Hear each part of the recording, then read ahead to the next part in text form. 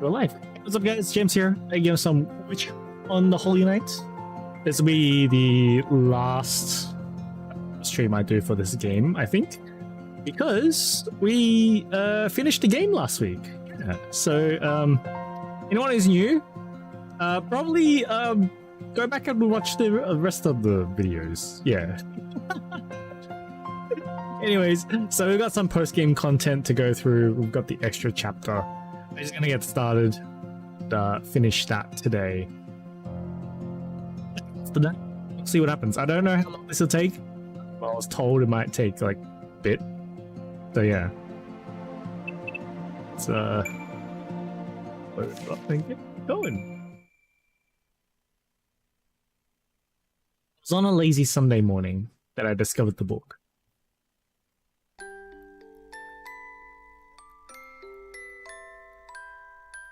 Was I an intruder? No, adventurer. Either way, I'd made my way into the forbidden Kuonji Estate Library. The book instantly drew my attention, as it looked like it had been intentionally hidden there on the bookshelf.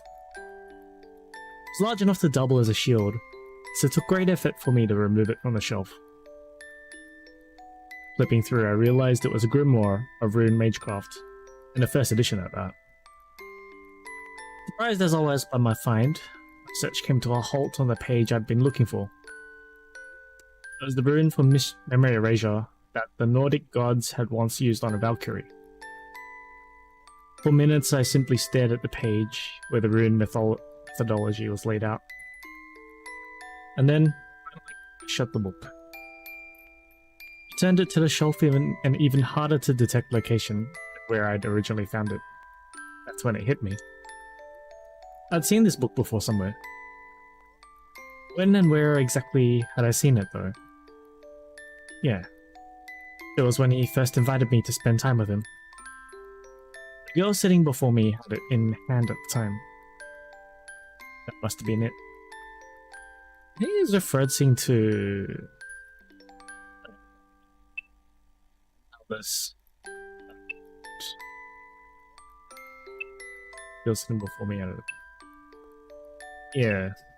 The Alice had the book at the start, I think? So they already knew the way to do it, they just hadn't done it. Unable to keep the smile off my face, I decided to put the book back exactly where I'd found it. So it looks like we're reading this from Aoko's perspective. It'd be most difficult to find when mixed in with the other books on the shelf. However, out of respect for her gracious efforts, I decided to pretend I'd never seen it at all. Shelved my discovery, so to speak. Epilogue time. Hey, Bun.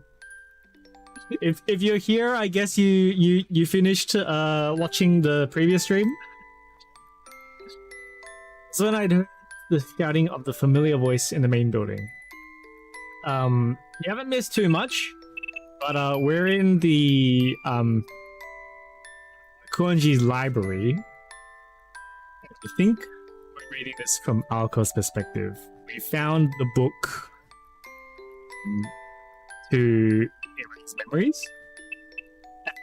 It turns out Aoko saw that Alice had it like way back in the game when he was first invited out by Tojumaru. Tojuro. Sorry. Fucking names. Anyways. So yeah, there you go. So it turns out they knew that Alice knew the method the entire time, but didn't say anything. So when I heard the shouting of a familiar voice in the main building. Lately, he seemed to have found his calling as a housekeeper, and had taken to cleaning every corner of the mansion. It was all well and good. There were a few things that were off limits, which neither Alice nor I dared to touch. It was the type to open things without asking, which put us all in hot water. There had been an uproar when he released the ghost ship that Alice's mother had kept around. Oh boy. Catching that little speed demon known as the Cuddy Sark had been quite the ordeal. Yes, Kuso Gigi, yeah, you know, mind switch.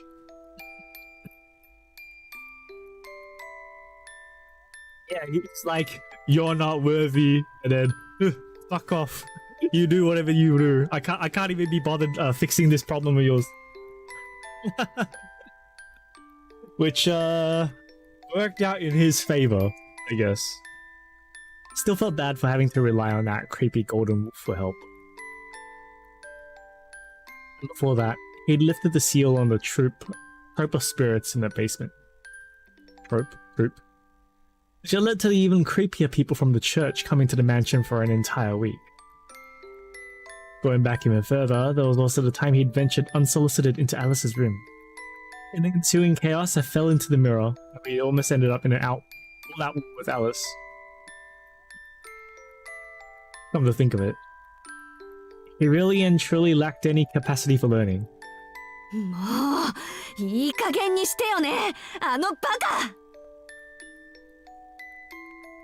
Good mood I'd been in up until that moment was spoiled. I went dashing out of the library. I imagined coming upon the architect of my troubles standing there in the hallway, giving him the swift drop kick to the face he deserved. As far as I was concerned, that would be just another fun day in this mansion.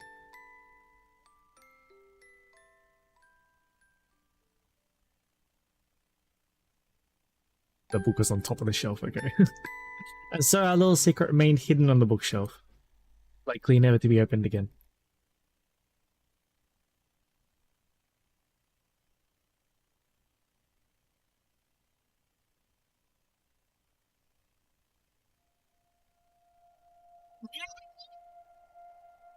That's it? Come on! I thought there was more! You guys fucking lied!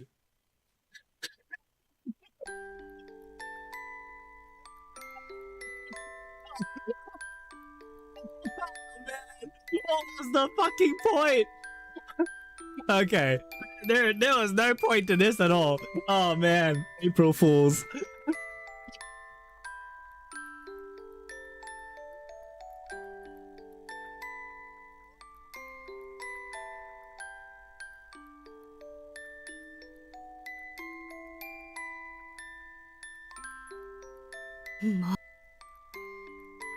Ah, damn it. What am I gonna do now? I fully expected there to at least be an hour of things to go through. Like 10 minutes. Not even 10 minutes. Is there anything else? April Fools, it's not even April, bro. So the weird thing is, right? The archive. Really? That entire section was just that? Come on.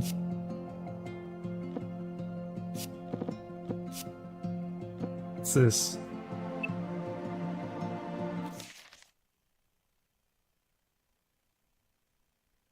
Okay, I don't think we've read this. Alright, let's read this. Because I knew there was a bigger section there. I was like, yeah. It's an entire gap in the second row, yeah. It had been 1 year since he'd moved into the city from his remote village. One thing he realized during that time was that likes and dislikes were the main difference between human and beast. There we go, yeah, I've read this. Yeah, okay, cool. There's something for me to read. Oh. ここが新しいアジトか。うん、いいんじゃない？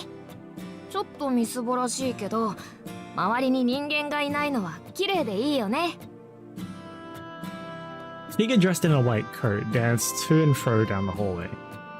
It was like a young woman in an old film, enjoying herself window shopping. He was actually enjoying the atrocious sight of the school building in ruins. First Dylan, what's up? あんまりはしゃがないの。何しろ築60年からの廃屋なんだから。調子に乗ってるとバキッと床を踏み抜いて。You missed my reaction to the ending of the game and thinking there was nothing left. His mouth shut before he could even say to him to let him have his fun. Only one set of footsteps echoed through the hallway. A single feather's worth of his 70-pound body was exerting any force on the floor beneath him. It wasn't clear whether he was paying reverence to the hallway, simply excited by it. It said that even walking through a grassy field, the beast is careful not to harm a single blade of grass. Apparently, this creature wrapped in a coat was no different. He was more a part of the environment itself than a settler of it. He had no reference to a beast greater or lesser than him.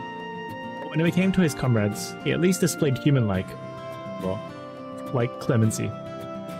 ま、相性はいいとプラスに考えましょう。街に出かけてくるけど、何か欲しいものはある？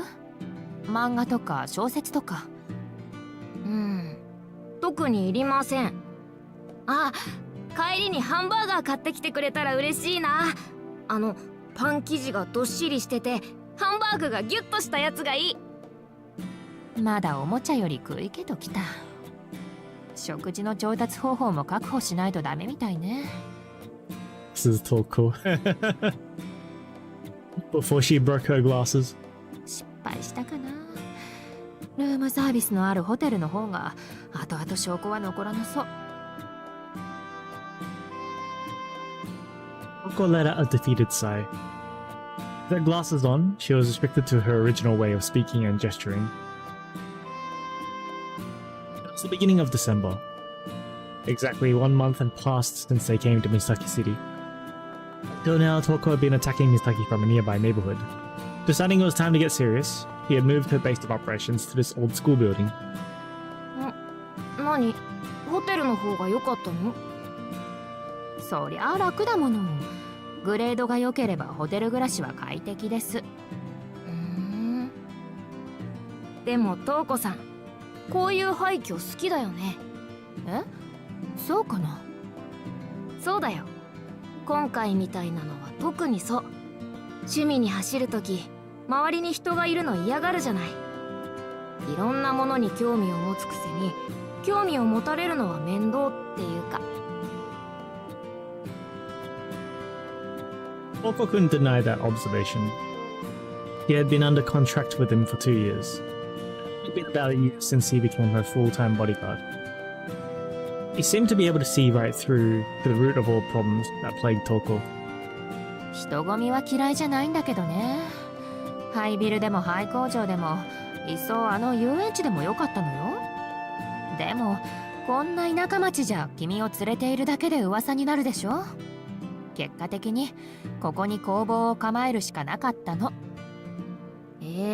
ちゃんと人型になってるじゃん僕。別に目立たないと思うけどな。色合いの問題です。アジア系は無理にしても、せめてブルネットに化けてくれればいくらでもごまかせるんだけど。Fortunately, that wouldn't be happening. Simply being in human form at all was stressful for him. But he had to be human. His only condition was that he could look however he wanted. He was currently only in this form because they had to move from the town to the old school building. Once he found a classroom to sleep in, he'd be back to a wolf. なんだって人型でいるのを嫌がるのかしらね。別に難しいわけじゃないんでしょそれ。もともとアストラル体みたいなものなんだからあなた。Being an extremely versatile life form which required no body to remain stable. In the physical world, his body could change according to the situation.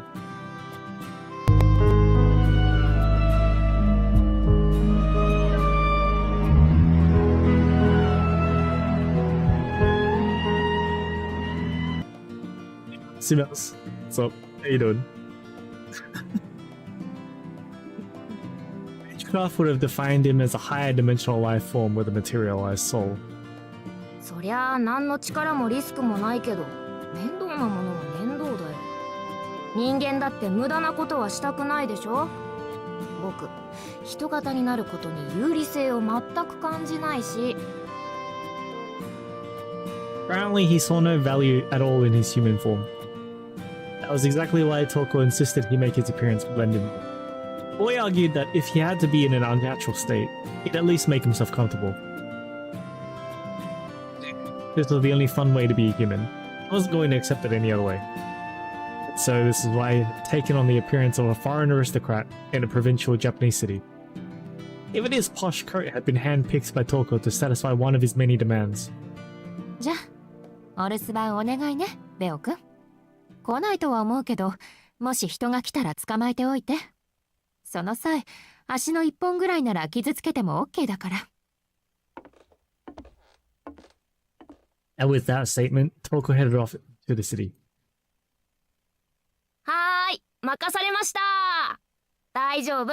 人間とかそもそも口に合わないし。こっちのことは気にせず、あのピリピリするお土産よろしくね。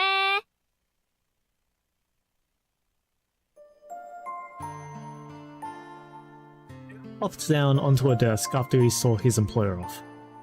He morphed back into his wolf form. ああ、退屈。世界中を回ってこんな田舎町が終着とか。拍子抜けもいいところ。Forgot whether the story started at the beginning of December. I think so. I don't exactly remember the dates either. I just remember that it goes through the Christmas period into New Year's because of last week. It had been 2 years since Bayo met Toko Aozaki. After some deliberation with the werewolves, Mage was left in charge of Bayo's education. I'm fairly sure that the events happened within a month, so it would make sense if it was just December, at the start of December, yeah. Of course, his village had no real control over him. He didn't have to go with her. He decided to go simply because she seemed interesting. Toko stood before him in the cave where he slept and asked, え？生きている意味が知りたい？なんだ、そんなことで取引が成立するとはね。He smiled and cut off her long locks of hair to seal their pact. 自由を知るには窮屈さを知っておかないとね。同じように生きている意味を知りたければ、まずは死ねないこだわりを見つけないと。そうだな。例えばの話。そいつを殺すまでは、とてもじゃないが死ねないほどの憎しみとか。That's referencing herself about her grandfather, right? Yeah, grandfather. It was 20 years worth of Toko's life. In a way, her head was a part of herself. She parted with it easily. She was sure that Bayo was worth the 20 years it had taken her to grow that hair. To sense that Toko was a creature of rare value. He was happy to have been selected by someone of her unusual talents, and that she preached learning restraint. He observed that she was a truly free woman. Then, Bayo accepted the terms of her contract and left his village. He took his first steps out into the outside world. First year was spent at Toko's workshop in England, learning basic knowledge. Mainly, it was at a college of the Mages Association called the Clock Tower, or Clock Tower referenced. At the time, Toko had her own dedicated familiar. Formally speaking, this familiar was Bayo's senior. In that year's time, Bayo proved himself superior and earned the right to travel the world with Toko. They rode on a train that collected mystic eyes, known as the Rail Zeppelin. They saw the Merkrake, an ancient giant octopus living in the North Sea. They explored the Bermuda Triangle, a place of no return, connected to other realms. They met the remains of a mage of the older title, League of Ancients deep in Western Europe. All of their exploits were odd and exciting enough to hold his interest. Throughout them all, Bayo felt that he had been right to join Toko. This was certainly less boring than sleeping in his cave. Sweet honey makes one crave even sweeter poison. Having developed a taste for adventure, he now demanded even greater thrills. It was only natural that such an innocent creature would start to look forward to its next prey. The pinnacle of that desire rested on Toko's final goal. For all her liberty and aplomb, there was one prey she would not stop chasing until she caught it once for all. Very new adventure, I would ask. ねえ、これがトウコさんの殺したい相手？ However, the mage would always smile wryly and shake her head in response. Even this puppet master of extraordinary talent claimed that it was no easy task. Her target was in a realm far beyond anyone they'd dealt with so far. Beyond human knowledge. Perhaps even beyond even Bale. Who could this mysterious person be? And how could they be so powerful? Bale couldn't help but be curious. Discovering that he was hired for magical reasons, he mustered a rare bit of fighting spirit, thinking he'd found a worthier foe, but 冷静になって考えてみると、本物が偽物を相手にするとか大人げないかも。clearly, it was still only interested in itself. It knew nothing of life or freedom. Its only pleasure was found in food. It didn't necessarily feel dissatisfied. It was becoming harder to stave off his boredom. Also, since accompanying Thorko on her adventures, his feelings toward her had become a bit confused. 瞳子さん、あれでほんと一途だから。何でもできるのは僕と同じなのに、何にでも一生懸命になれるのって、ちょっと変だよね。Slumped his shoulders exaggeratedly and closed his eyes. The golden wolf drifted off to sleep, realizing that his feelings were in fact those of jealousy.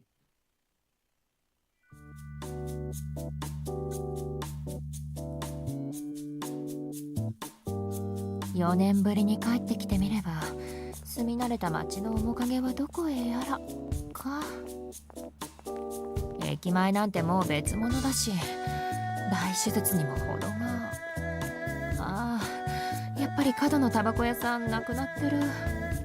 ああ、自動販売機でタバコを買うのにもそろそろ慣れなくちゃいけないのかも。Crazy times. You just buy cigarettes from a vending machine. Can you even do that these days? I don't think you can. Well, you need ID. Olga walked through her hometown for her first time in 4 years, grumbling to herself. She was on an aimless and careless stroll. No familiar escorted her. She'd even left her self-defense bag back at the hideout. Today, she was in full tourist mode, nervous about a thing. ここなんてあぜ道同然だったのに、今じゃ立派なストリートと来た。Japan is truly ahead of their time. You know, I saw a statement online. I can't remember where I saw it, but they said Japan is like as if it's stuck in the 2000s. At the time, it was ahead of their time, and now they're not so ahead anymore. I haven't been back to Japan in like 7. I can't remember. Maybe 9. Actually, it's been quite a while, so I don't know what it's like now. 因果なものね。帰ってきたっていうのに、あっちに戻った時と同じ気持ちになってきた。So it's Toko's second time going back home. For leaving the Awazaki home 4 years ago, she'd secretly returned to Misaki. The first time was longer ago. When Toko was 14 years old, she studied abroad at an academy in England. She'd spent 2 years there before returning to Japan. She'd enrolled in a local high school named Rayan Girls Academy, and back to England 3 years later after graduating. That was 4 years ago. Now she felt the same as she did then, when she returned to that English country town where she'd lived for 2 years. 寂しい？ちょっと違う。呆れてるとも違うし、怖がっているも近くて遠いような。He rounded her shoulders and fell deep into thought. Loco felt a tingle run up her spine in a way that couldn't really be described in words. Times were changing faster than ever. Everything was relatively inexpensive and could be replaced on a whim. After thinking to herself for a bit, she cracked her knuckles and set forth. Oh, how the times change! There's no use overthinking any of this. This is just how things were now. That's all there was to it. It's only natural for the old to make way for the new. つまり私の時代ってことだ。 You can do this, Toko. The sudden spark of self-enlightenment gave Toko the encouragement she needed. She set off with high spirits towards the train station. Striding down the boulevard, she exuded the confidence of a supermodel or dictator. She was not about to exclaim, "The conquest begins with Main Street! Time to tear up!" Enthusiasm was, of course, still there. Toko, however, had something else she had to accomplish first. Before she could give thought to putting an end to the town's thoughtless attempts at modernization that become outdated in just a few years.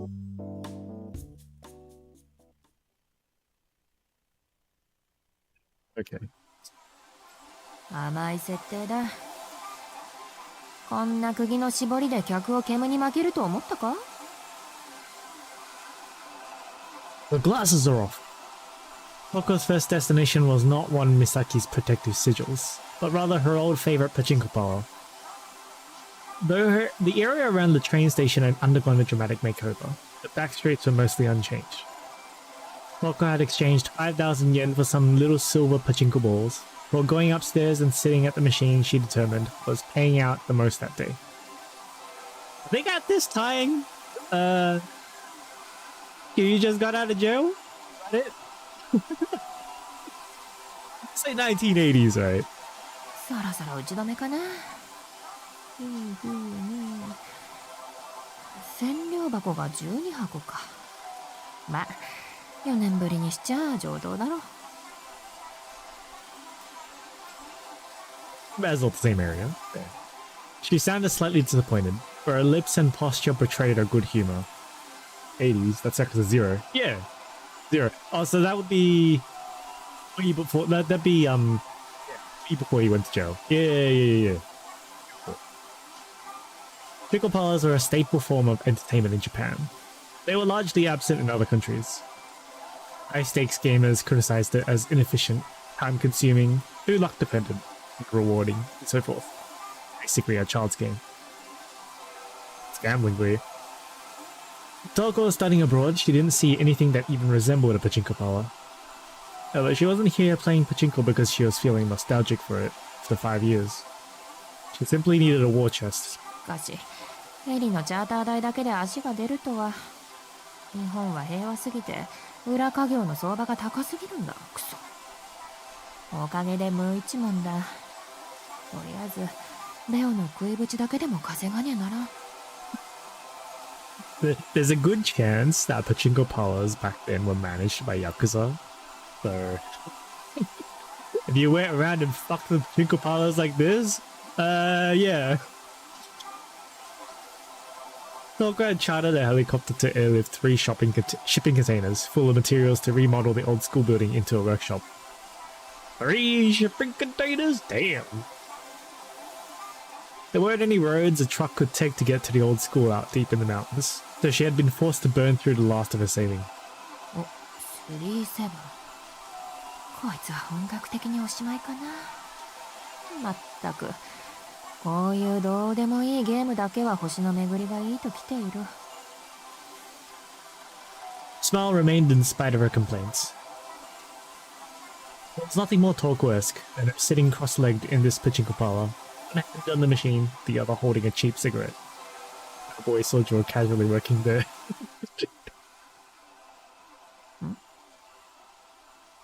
Why is her glasses bottomed down? Fucking magical glasses, man. Toko noticed something out of the corner of her eye. Put on her glasses to see better. Okay, she put her on. He glanced over towards the odd sounds he heard and saw a pale-faced parlor employee. He had a baby face and looked like he was still in high school. Upon seeing Toko, he froze for a moment and ran off. Or rather, he fled in a panic. 私、そんなに引く感じ？ Aged though she was, Toko was still in the prime of her youth. She didn't like it when guys ogled her or tried to strike up a conversation. She thought a boy running full tilt away from her was a bit much. Toko made a mental note to scare the crap out of that kid the next time she saw him and return to her game. With her winning tickets in hand, Toko left the pachinko parlor. She had won quite a bit. It was hard for her to feel good about it after what happened at the end of her session. Wondering what that had been about, she looped around the back of the parlor to redeem the winnings for cash. おや、トウコさんじゃないですか。 She stopped in the tracks, frozen by a familiar voice she hadn't heard in 4 years. Is that the priest? Elzane's perked up as he woke from his slumber. It was just before sunset. He opened his eyes with a big yawn, sniffing at a familiar scent in the air getting closer. Leo jumped down to the floor and transformed back into his human form. Though he and Toko didn't have a strict master-servant relationship, he felt he should at least go and greet her since he was supposed to be watching over the place in her absence. Leo's face scrunched into a perplexed frown as they met in the hallway. He sensed something more to the smell he had been so used to. ただいま、レオくん。はい、真面目にお留守番していたお土産。Toko handed the paper bag she was holding to Beo. Beo was happy to get his hands on the bag stuffed full of hamburgers, tilted his head at the odd lingering scent. どうしたの？浮かない顔して。留守中何かあった？いや、思わず寝ちゃうぐらい何もなかったけど。トウコさんの方こそ何かあった？なんか元気ないし、妙に疲れてるし。何より、ちゃんと僕の好きなお店のハンバーガー買ってきてるし。え？そう？別に何もなかったけど。This is all extremely suspicious. One pain point for Bale was Toko's usual complete lack of interest in food. Toko thought that a hamburger was the same no matter where you ate one, so she had often just stopped at whatever was closest. Thus Toko would only stop at a certain Asian burger chain, still rare in Japan, maybe 1% of the time. To mention, is that supposed to be Burger? いいじゃない。ちゃんと好きなお店のバーガーを買ってきたんだから。これは私なりのレオくんへの感謝の気持ち。今までいろいろ連れ回したけど、これからもよろしくね。She had a sickly sweet smile on her face. If any of the puppets she had let loose in Misaki heard what she was saying right now, probably fall into a logic error loop, self-destruct. Toko was not one to ever consider the rights of her familiars. うさんくさい、芝居くさい、真っ向くさい。優しいトウコさんなんてトウコさんじゃない。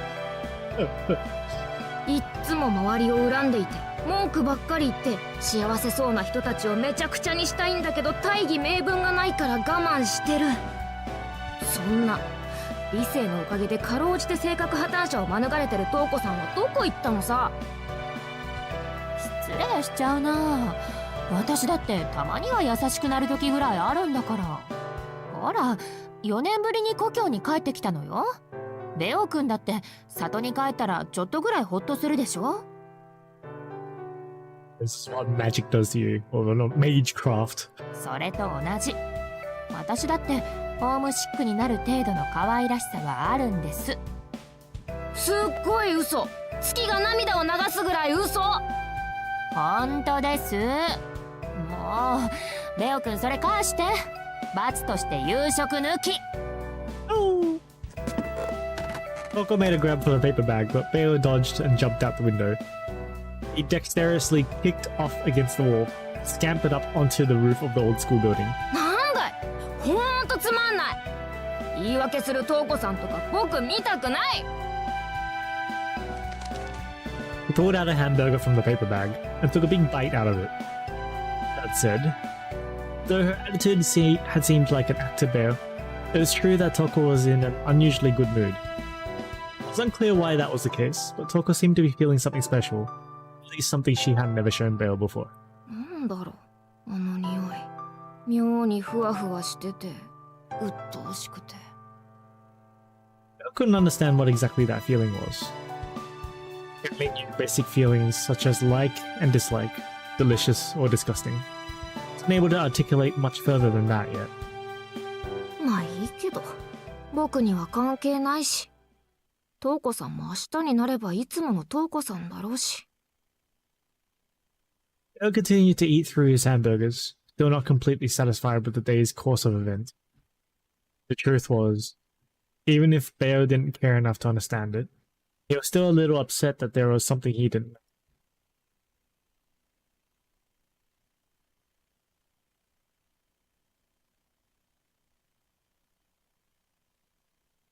A few days passed. Unbeknownst to the people of Misaki, progress was being made on the remodeling of the old school building. Meanwhile, Bill was bored out of his mind, knowing he had to be stuck in here for at least another month.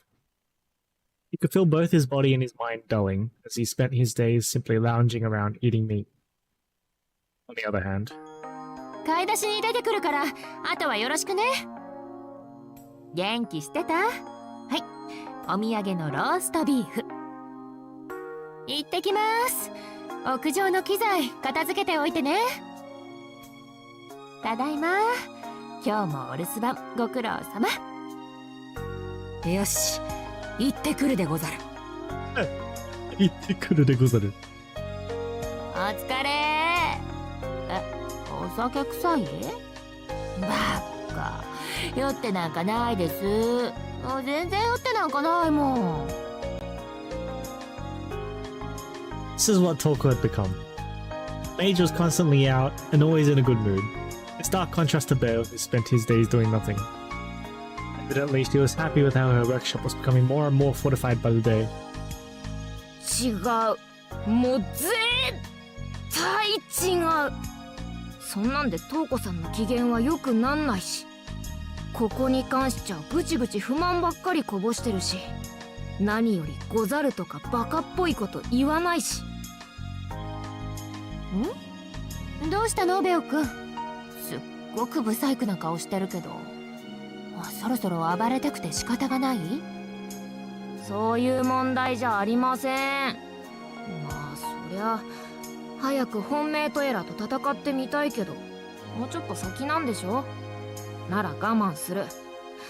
トウコさんの言葉は今のところ外れないからおとなしく従います。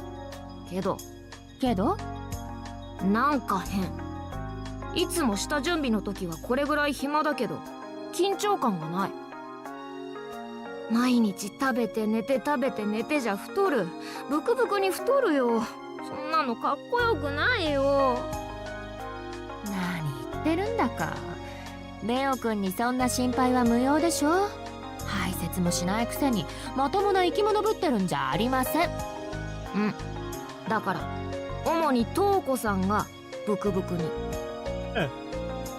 レオくん、それ本当？数値は変わってないはずだけど、なんかこうアストラル的に増えちゃったりしてる？ This is what Bale was talking about. Toko knew the accuracy of Bale's eye, trusted his discerning vision over even the numbers on her scale. Toko would just remove her glasses and say something like, 唐突だが特攻兵器の有用性を確認したくなった。いや、意見は聞いていない。さあベオ、この首輪をつけてみろ。思いっきりハイに飛べるぞ。He hadn't done anything of the sort. That was beyond weird for her. 別に増えてないよ。昨日とちょっとの上下差はあるけど、そんなの人間なら当たり前だし、いちいち本気にするとか見苦しいからやめてほしい。Fatter is maybe 49 to 50 kilos for anime girls. I think that applies just in general, maybe? I mean, it is technically getting fatter, but it's like within variance, right? Yeah. 本当？こう後でボテッとくるような気配とかない？ないってば。昨日取った栄養分はきれいに分配されてるし、いつも通りのトウコさんだよ。Last part was a lie. Same Toko as always, okay. He was not the same Toko that Bale had always known. Even though she was physically the same, there was something still odd about her since a few days ago. Strange, floaty, lingering scent still there. It was a change that only a beast like Bear could discern. It was getting stronger with each passing day. Bear was annoyed because he just could not figure out what that scent was. それなら安心安心。私は出かけてくるから、お留守番よろしくね。Polka failed to notice Bale's poor mood and left the old school building in an unusual carefree mood. This was how he had been for days now. He stared at his own reflection in the window and contemplated for a while. Fortunately, this wouldn't solve anything. It wouldn't change the fact that his employer was still acting strangely, and it wouldn't get rid of the uncertainty he was constantly feeling in his chest. He knew he didn't have much other choice. よし、瞳子さんを尾行しよう。He decided to let go of his principles for just this one day.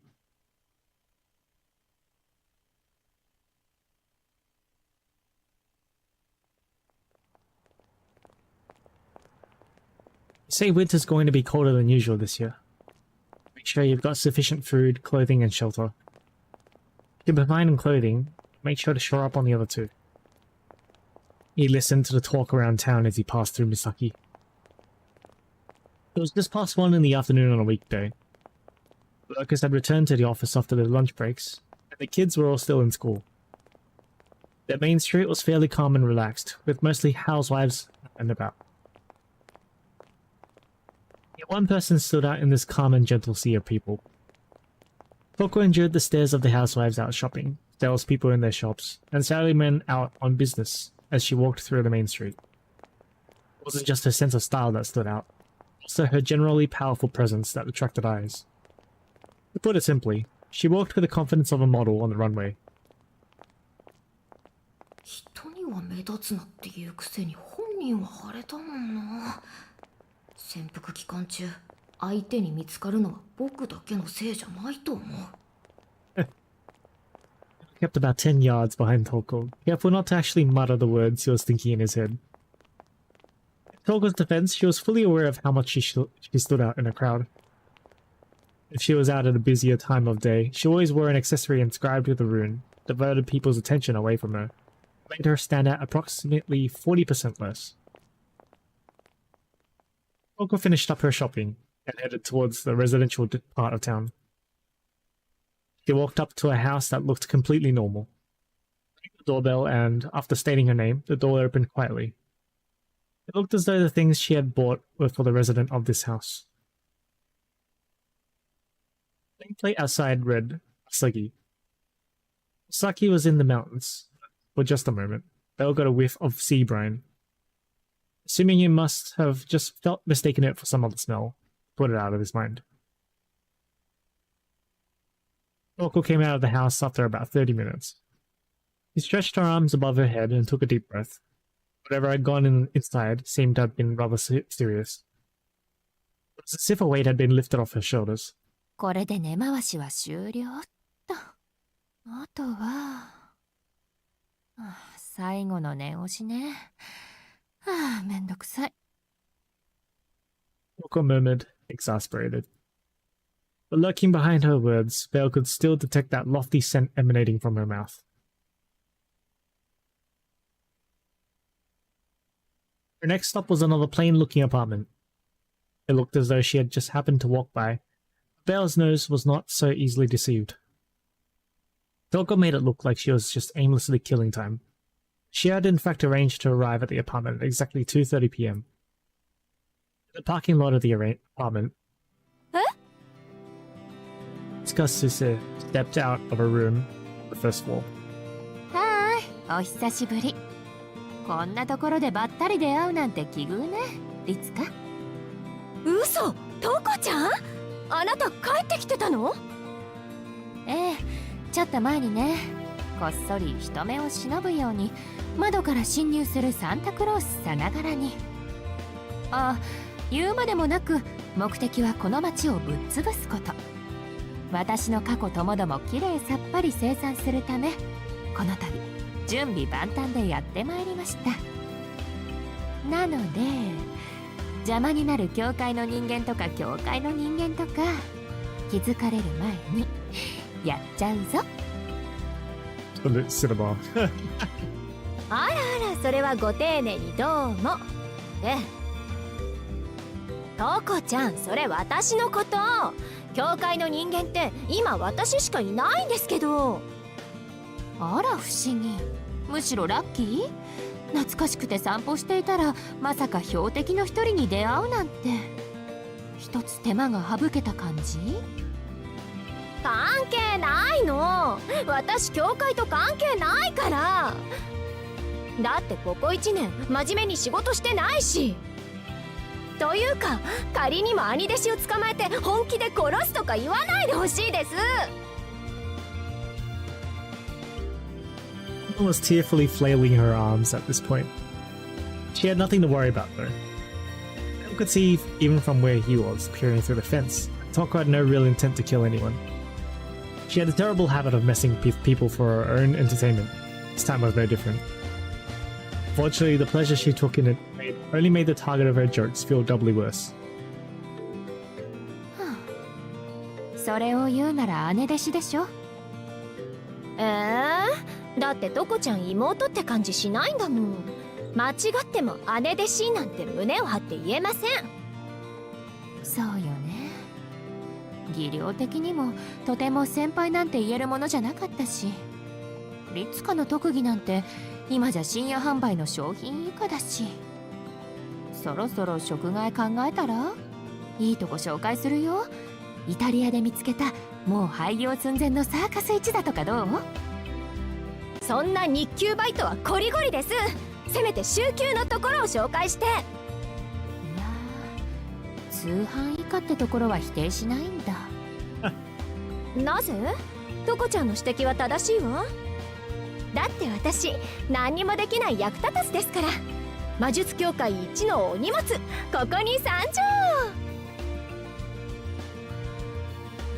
上。She was taken aback by Ritsuka's guilelessness smile. Toko couldn't help but grin back at her. If one didn't know better, they would seem like good friends. 私への疑いは解けたと見たわ。それなら寄ってく？これから用事があったんだけど別に後回しでいいし。久しぶりだもの。お互い積もる話とか楽しそうじゃない？ほんと相変わらずゆるゆるね、律香は。確かに気が変わったわ。その様子じゃ教会との関係なんてないようなものだし、あなたはあなたの心情を守っているようだし。そう、本気で青子の味方なんだ。もちろんアコちゃんはまだ半人前ですもの。つかず離れず、あくまで他人行儀に。アコちゃんが死ぬような目にあっても遠くから見守るわ。それは結構。青子もほんといい性格をした理解者に恵まれたもんだ。Toko took a step back, away from Ritsuka. He looked a bit regretful as she signaled that the conversation was over. あれ？寄っていかないの？私コーヒー入れるの上手くなったよ。ありがとう。けど遠慮しとく。こっちはまだ潜伏中だし、町攻略の準備もあるしね。ここで緊張感をなくすのはうまくないでしょ。あらまあ、真面目さ。でもそうよね。トコちゃんはそういう人でした。根を詰めすぎて目的より手段そのものに熱中しちゃうタイプ。ほんと、どんな準備かはわからないけど、トコちゃんに狙われる人たちは大変だ。別に普通でしょ。基本魔術戦やってこっちが勝ったら刻印をもらうだけ。時代遅れの魔女じゃあるまいし、倒した相手に呪いとかかけないわよ私。だからそこです。相手の命より収集を優先してるじゃない。その人たち目玉だけになっても生きているなんてことにならなければいいけど。あなたは気を使っているつもりだろうけど、相手にとっては拷問だからね、それ。Toko nodded to show her agreement. A collection of crests would appear that way on the outside. Toko sought profit in combat. The girl who killed a cow to make a pizza is focused on processed and goal. The mage she defeated to provide her with profitable materials, he would not take their life. Yeah, I thought that line was a bit strange too, but whatever, right? She would even save their life if she knew it would be to her advantage to do so. As a result, her workshop in London had a facility specifically built for the comfort of her magical suppliers. It housed mages who had either lost to her in battle or willingly agreed to contribute to her cause. Toko held many magecraft patents, which earned her up to £10,000 a month in royalties. However, the majority of this money went to the upkeep of that facility. The demands from the residents of that place for additional facilities and special privileges increased with every passing day. It was reaching a point where Toko needed to decide whether to incorporate or just let everyone go and be done with it. でも地下ってそういうものじゃないわよ。拷問なんて手間暇かかりすぎるし、娯楽を与える方が管理コストは低いんだってば。今はいい脚本揃ってるしね。適当な映画のプロットを拝借してそれを再現するだけで喜んでもらえるし。 What kind of place is this? You need a story to entertain them? Is this like some reality Marvel or something? Some fucking fantasy otherworld shit? That she's put them in the sleeper scene of a dream or something? I have no idea. 仮想であれ現実であれ、自分が主役になれる物語なんて最高じゃない？つかぬことをお伺いいたしますけど、上演ジャンルはどのようなバランスで？恋愛3、活劇3、サスペンス3、アニメ1？は？そりゃ基本ホラーでしょう。エンタメの全てが詰まってるんだし。私、トコちゃんのそういうところ素で怖いよ。というか、女の子なんだからもっとロマンを求めてほしいの。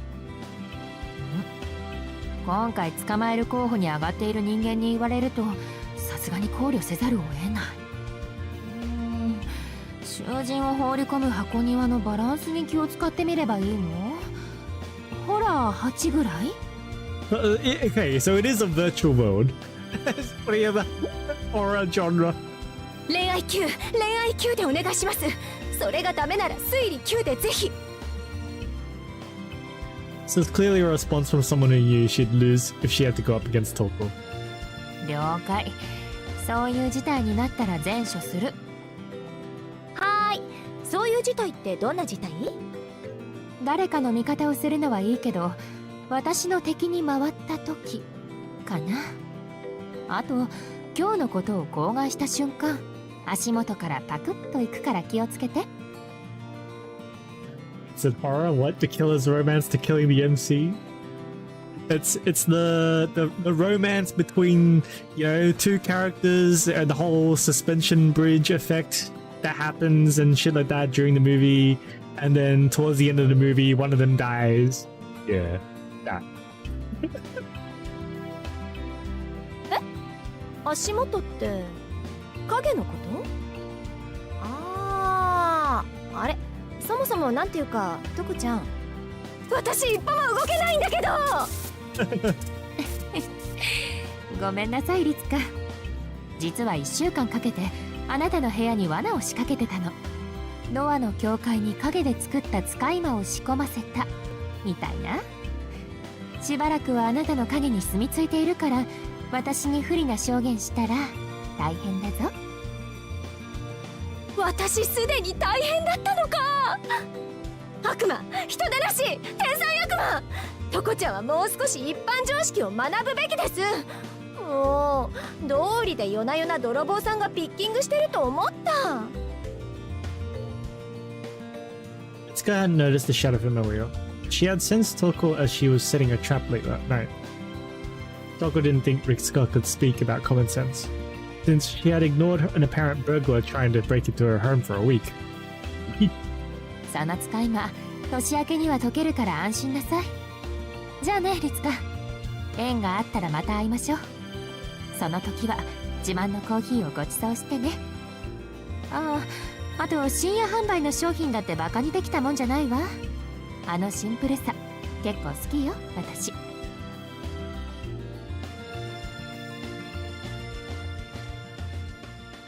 Toko winked at her old friend and left the apartment behind her. Hopefully we'll meet again. Toko realized those were empty words. Plan will not spare her mortal body. Be it a success or be it a failure, Toko Aozaki would be erased from this world.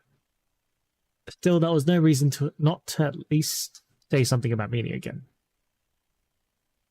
Perhaps Toko had more affection for Itsuka than she realized. Even so, she left that friend behind in a state of paralysis. Great. Toko just gave Ritsuka a 1-month quarantine. Toko had indeed returned home. That fact alone revealed much to Ritsuka. I don't think it's a quarantine to her place specifically, but it's like a don't talk shit about me kind of thing, right? 2 years older than Toko, Ritsuka had been contracted to 10 years prior to monitor Toko's grandfather, the mage who discovered the fifth magic. That made both Toko and Uncle Senior, and she knew the sisters rather well. そりゃ口止めの一つもしないとね。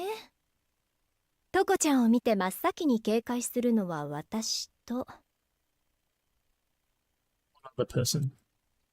Another with more seniority than the Aozaki sisters in the truest sense. There was one other beautiful person, one who had taught Toko. ま、そっちはそっちで根回ししてるかな。トコちゃんならそのあたり完璧だろうけど。もうちょっとこう、敵には非常になった方がいいわよね。トコちゃんは相手の人権を尊重しすぎっていうか、根本が甘いっていうか、殺すと決めた相手に顔を見せるとか、どうかと思うの、私。Toko was a researcher more than she was a mage. Generally, she wasn't a fighter. She was cruel but not cold. Despite her capability for vicious, ruthless treatment of people, she also displayed a measure of compassion for others. Ritsuka sighed as if the problem were her own, and hoped that inconsistency wouldn't end up hurting Toko.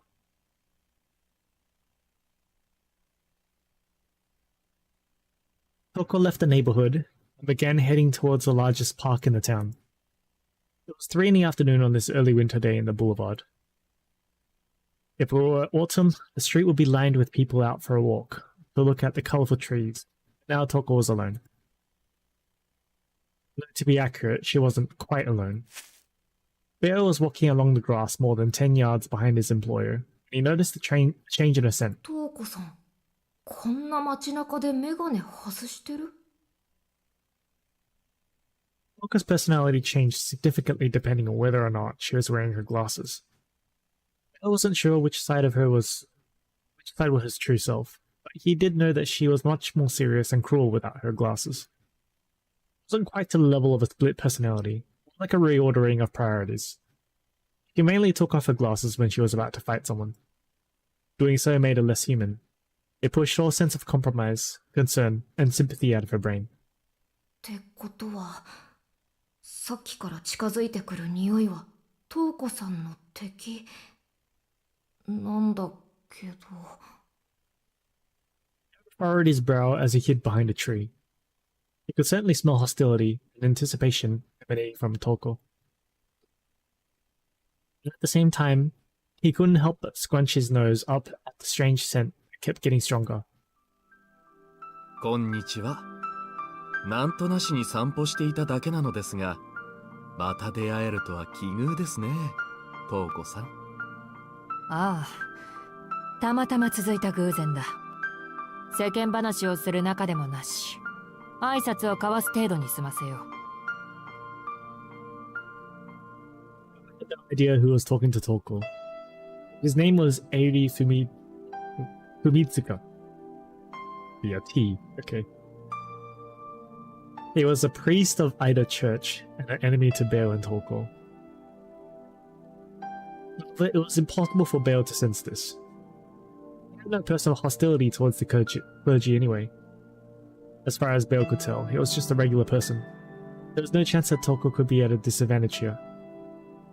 He would later learn a harsh lesson from someone who seemed similarly harmless. It was a tale for another time. そちらの状況はどうなんだ？神の家は働き者揃いだからな。利権を漁りに来る欲深は現れそうか？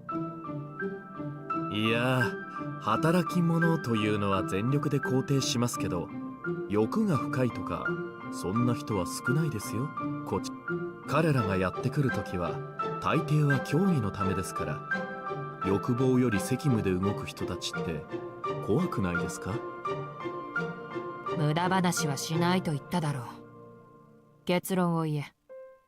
お前の腰巾着は金を鳴らしそうか？やれやれ、人のことは言えませんよ。トウコさんだってワーカホリック寸前じゃないですか。 Or farming from Ares past. もっとこう余裕のあるコミュニケーションを取りませんか？立場上いつ最後の仰せになるかわからないわけですし。ふざけろ。いつも何もこれが最後だよ、エリ。Oko currently rejected the smiling priest's request for a chat. She was being as blunt as she could. だいたい次があるとしたら、その時は殺し合いだろう。お互い手の内は知っているしな。顔を合わせた瞬間、どちらかが死んでいる。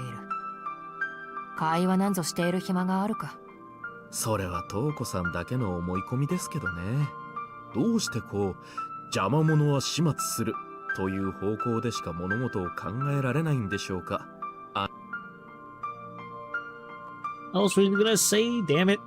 どうしてこう邪魔者は始末するという方向でしか物事を考えられないんでしょうか、あなたたちは。Yeah, okay. She shrugged his shoulders in frustration. Oko kept her gaze fixed intently on his overcoat. No matter how many times he said he wanted to resolve this peacefully, it would bet her pride that he didn't mean it. まったく、そういうところも成長して帰ってくるんですから。育つのは女性としての魅力だけに留めておいてほしいものです。ああ、そう睨まない。本題に入りますから。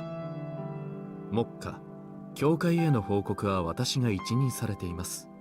司祭への報告は、現在、管理者は異端者と交戦中、中立の条約に基づき、司祭代理権限で監督中。なお、異端者の所属は不明。現在履歴を調査中。この町に現れた魔術師は所属不明ということになっているんだな。ええ、シスターユイカは私とは別所轄の方ですが、彼女は異端者の攻防はおろか、その姿さえつかめていません。彼女が単独で敵の正体を暴くまで、教会から横槍が入ることはないんじゃないですかね。今まで通り土地を狙いに来た魔術師同士の小競り合いだと思っているんじゃないですか。そうか。では取引成立だな。お前が私の帰国の剣を握りつぶしている間は、私も多少回り道をする。青崎の親戚筋にも手は出さない。よかった。トウコさんは無差別な破壊工作はしませんが、とにかく最適な道筋を好みますから。勢い、どこぞの工場とかオフィスビルとか秘密基地にしそうでしょ。私がこちらに赴任している間、流血事件が続くと困るというか、私の評価が落ちるようなことは何とも。Oko had to resist the urge to object and ask just what kind of person he thought she was. She didn't hate wastefulness. She wasn't about to entirely abandon society and its norms, just for the sake of doing things optimally. Besides, criminal activities were always a pain to clean up later, and thus far more inefficient. まあいいさ。お互いの利益が一致したんだからな。では、あとはことが済むまで生還を決め込んでおけ。もうお帰りですか。名残惜しいですね。結局一度も今のあなたの素顔を見られなかった。私は逆だ。そのカマキリ面もこれで見納めかと思うとせいせいする。ああ、待ってください。お別れの前に一つ質問を。He spoke just as Toko was about to take a step back. He had effortlessly stopped her from leaving. 所感なのですが、トウコさん、今大変息苦しくはありませんか？まさか。私はかつてないほど充実しているよ。なぜそんなことを聞く、エリ？いえ、だって楽しそうではありますが、幸せそうではありませんので、あなた自身気づいてはいないようでしたから、知己として心配になったのです。幸せの定義か。思い出したよ。お前の口癖だったな、それは。全くその通りだ。私の良しとする幸福が他人であるお前にわかるものか。つまらん心配はするな。いや、そりゃ細かいところまではわかりませんけどね。特に女の人の幸福感なんて、それこそ危機快快ですから。ですがほら、幸福の形は2つに大別できます。瞳子さんの場合、それすら気づいていないようですから、大変見苦しいな。ほう。ご忠告痛み入る。腐っても兄弟子というわけか。I'd say something again there. 瞳子さんの場合、それすら気づいていないようですから、大変見苦しいな、と思いまして。いいぞ。聞いてやるから言ってみろ。If it happened to be something worthless, he would kill him. If it erased all the progress she had made on her plans over the past month, or even the last 2 years, he would kill him. Orko's hostility had clearly turned into murderous rage. 当たり前のことですよ。相対的なものと絶対的なもの、比べる相手がいるかいないかが幸福の違いです。自分が穏やかであれば幸福なのか、それともどんなに満ち足りていても人より劣っていては我慢できない人間なのか。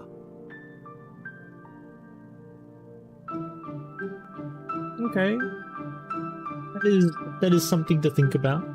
幸福の定義なんて詰まるところはその2つですよ。私が言うまでもありませんが、多くの人間はただ人より少しだけ幸せでありたいのです。Smiled calmly, in his shadowy black clothing. Tolka remembered clearly now. This was a man who actually didn't believe in the concept of true happiness. ほら、そんな殺気は収めて、シスターユイカが飛んできます。瞳子さんの幸福感は絶対的なもの。あなたは自分が確かであれば満ち足りるタイプの人だったんですけどね。他人が気になるなんて、そんな相対的な幸福感を持っているのは。 He stopped himself before he could say Aloko. The priest seemed to have spoken out of genuine concern for Toko, but his words had the opposite effect on her. Although he was reluctant to part on such ill terms, Ailey knew it was best not to anger Toko any further. 言葉が過ぎました。お許しを、ハイマスター。それでは私はこれで、あなたたちにとっていい結果になることを祈っています。さっさと消えろ、極つぶし。最後まで陰気臭い真似をしやがって。だいたいその服装どうなんだ？街中でマントなんて羽織って敬遠されないのか？皆さんもう慣れてくださいましたから。それに、ほら、この格好だと獲物を刺していてもバレないでしょ？ It's his priest clothes. They're used to it. まあ、瞳子さんには見抜かれてしまいましたが、相手があなたですからね。恥ずかしながら長物を3本ほどこっそり。Hiding 3 swords under that cloak. Alright.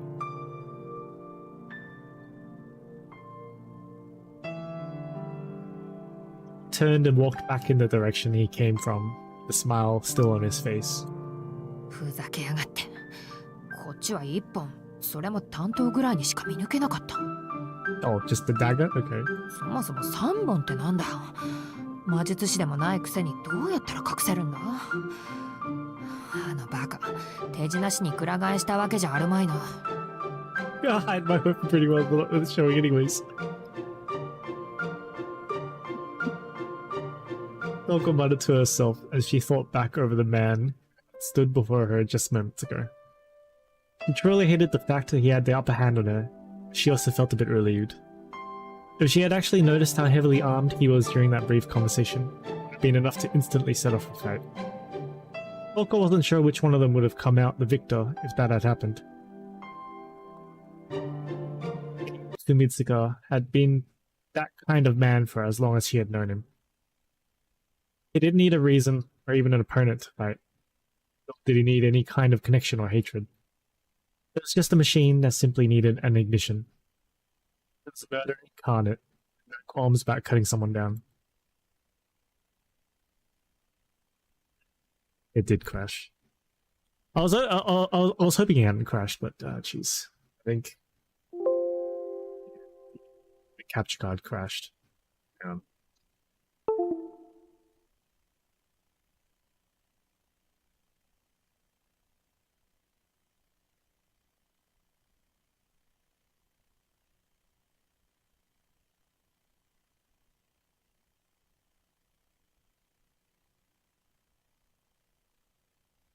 Think I'm gonna need to restart it?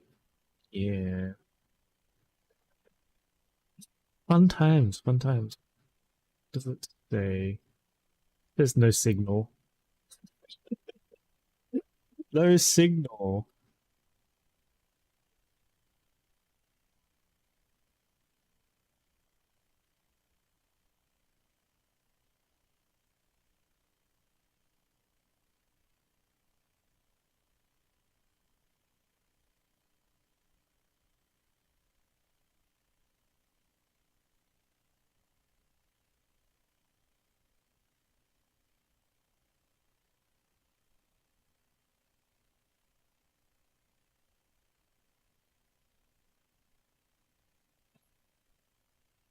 Okay. At least we got to the end of that scene. I want to BRB while we restart this shit. I think I need to unplug the capture card, but I'll do that while restarting.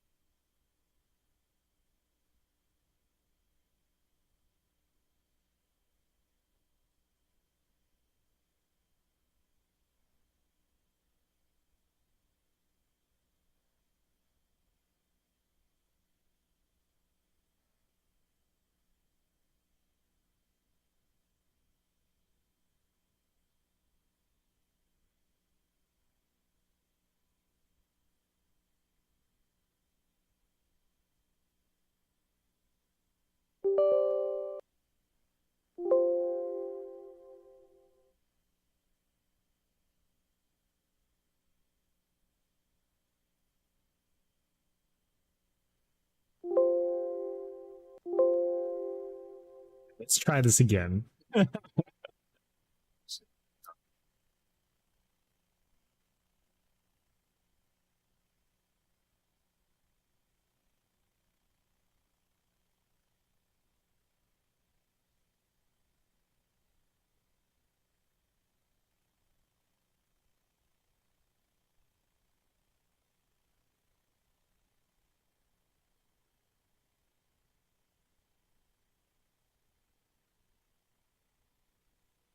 There we go.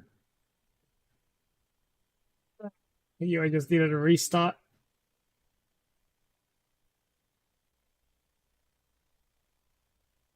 Okay.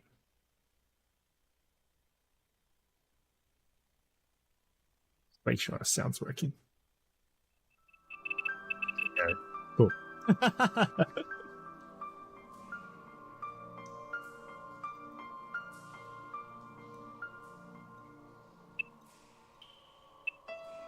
Reading the previous lines was need a reason or even a opponent to fight. Did he need any kind of connection or hatred? The machine assembly needed an ignition. An incarnate with no qualms about cutting someone down. Toko had only seen the outside of him once. It was back when she was still a relatively happy disciple of Magecraft. Toko had been standing quietly before her grandfather, lying. The instant her first tears fell, without warning, without hesitation, it cut down their master in an instant.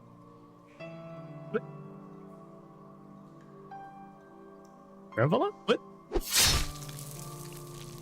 なんでどうしてあなたがあの人を切りつけたの？いえ、今なら切れると思いましたので。He could not fathom how much this curt response would affect such a young Toko. He had not meant to say, I showed a moment of weakness. I could win, so I took the opportunity. What he meant was, felt capable of killing him, so I did. This man had become her grandfather's disciple. Okay. Forged an unrivaled friendship with him, and yet had still mercilessly cut him down when the desire arose. So Airi is the disciple of grandfather and then killed him. Right, okay. Possessed some sort of superhuman ability that allowed him to destroy the mortal vessel of a mage who had been infinitely close to being a magician. ああ、ほんとうさんくさい、めんどくさい。でも、目障りだから絶対殺すし、魔法を奪ってからの仕事がまた一つ増えちゃったじゃない。バカエリ。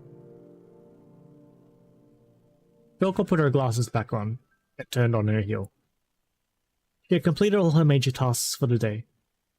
All that was left was to make some money to buy food for her familiar and head back to the hideout.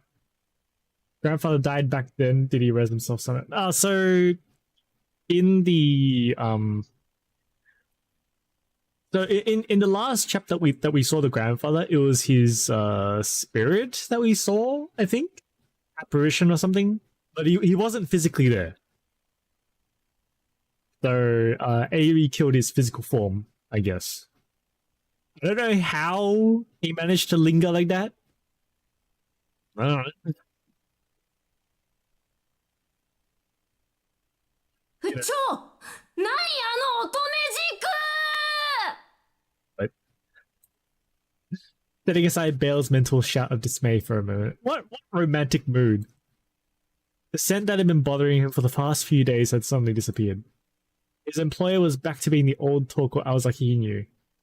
She was headed into the entertainment district. Sniffed at the air. Was that supposed to be romantic? The scent had vanished, and he no longer had a reason to continue tailing Toko. Where had it gone? Where had it come from in the first place? Belle thought about it for a few moments. さっきの男が怪しいよね。Belle regained his composure, started to follow the trail of the man's scent. He had no idea that where he was going was his employer's worst nightmare.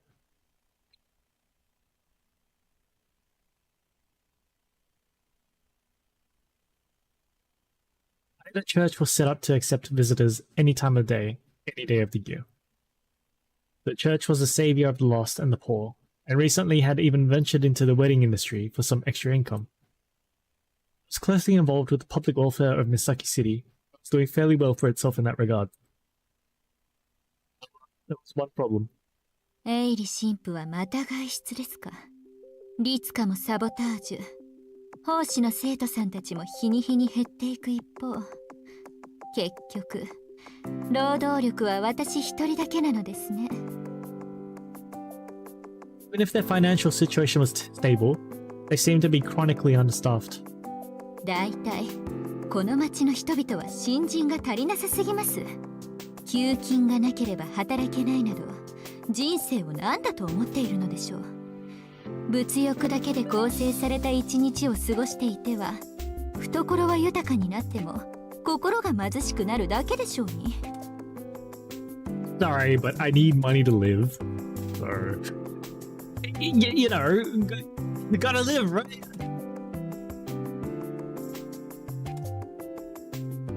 Nun muttered to herself quietly as she picked up the step ladder with one hand.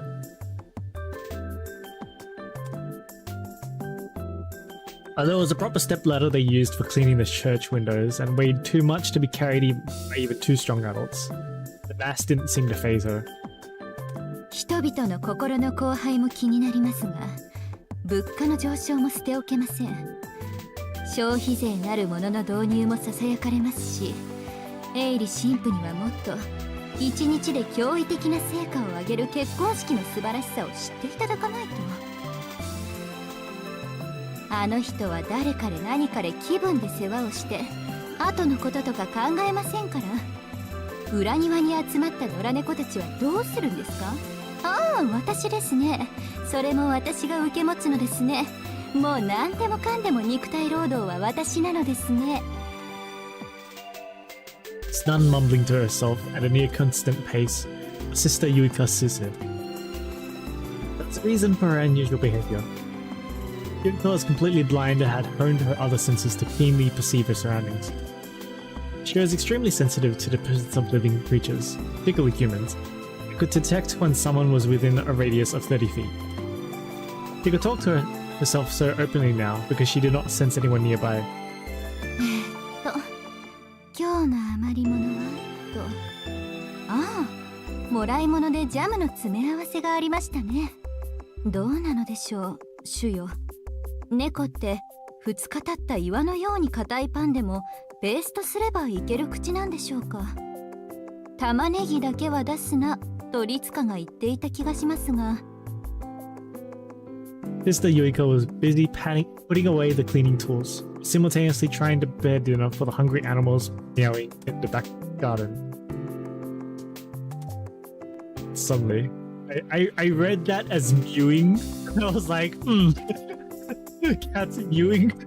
おや、新しい迷子ですか。 Sister Yuika suddenly sensed the presence of a small dog in the church. ごめんなさい。今日は猫限定の日なの。君が混ざってしまったら猫どもが驚くわ。餌ならここで恵んであげますから、中に入るのはまた今度にしてくださいね。それ以上入ったら向かいの家の屋根あたりまでご退場願いますよ。He put a foot in front of the small brown dog, stop him from coming any further inside the church's gate. That's Beo, isn't it? Yuko was somewhat rougher in her treatment of non-human creatures. 何この神気臭い生き物。Convinced himself to transform into a small dog instead of a wolf like he really wanted. He saw Sister Yuika as an obstacle in his way. He could smell the scent of the man in the black ahead, further inside. Bell thought little of humans, and in this moment Sister Yuika was simply an obstacle. So naturally he ignored her warnings and attempted to push through to the gate. なんでしょう、この色。この子、すごい色していますけど。もしかして高級な品種なのでしょうか。だとしたら。Might be some wealthy person's pet. Since the dog came to the church, its rich owner might also attend church services. Yuka stopped trying to push the dog away from the gate. ごめんなさいね。エイリ神父が目当てなんでしょうけど、また出かけてしまったの。今日一番の餌をあげますから、おとなしく帰ってくださいませ。ああ、もう邪魔、この辛気臭い人。よし、周りに誰もいないし、首を噛み折ろ。His front legs stopped suddenly before he could launch himself at Sister Yuika. Sister Yuika opened the lid of the bottle she held, poured out a glimmering liquid into a small dish. She set it down in front of the dog. ほら、お食べ。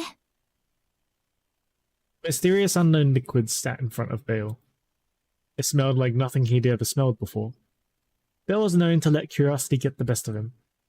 Even if it was poisoned, no poison of the natural world could harm him. He lapped up a mouthful. 何？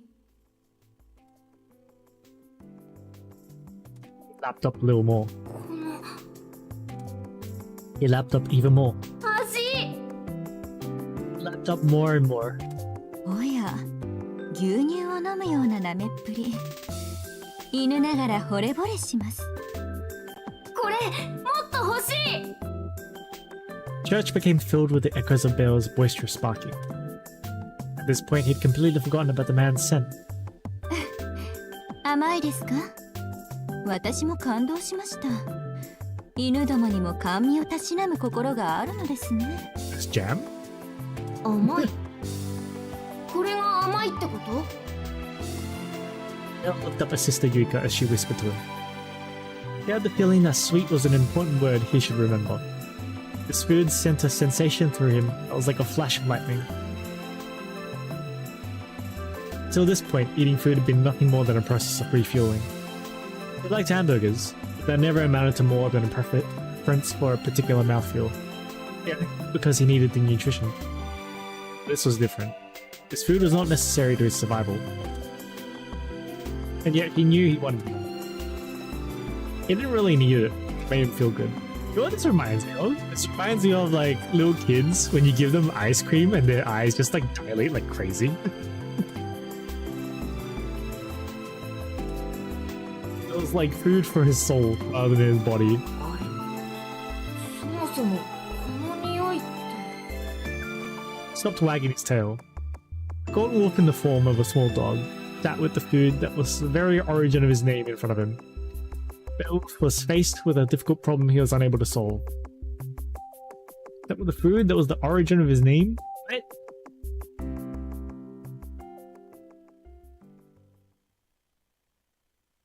I didn't get that bit. ただいま。はい。おかえりなさい、ベオくん。遅いお帰りにお姉さん心配しちゃった。こんな時間まで無断外出とか心配したぞ。教育係兼飼い主としてバッボーイしなくちゃいけないから、そこに正座。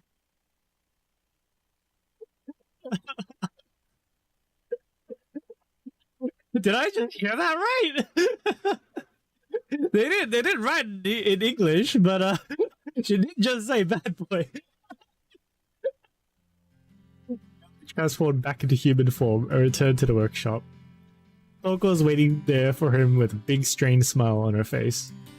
あ、そうか。I knew he had messed up. They had failed to get back home before Toko because of Sister Yuika. 正座は嫌です。そりゃ無断で外に出てたけど、誰にも見つかってないし、別に僕悪いことしてないし。Technically, I guess. Sister Yuika didn't catch on to him.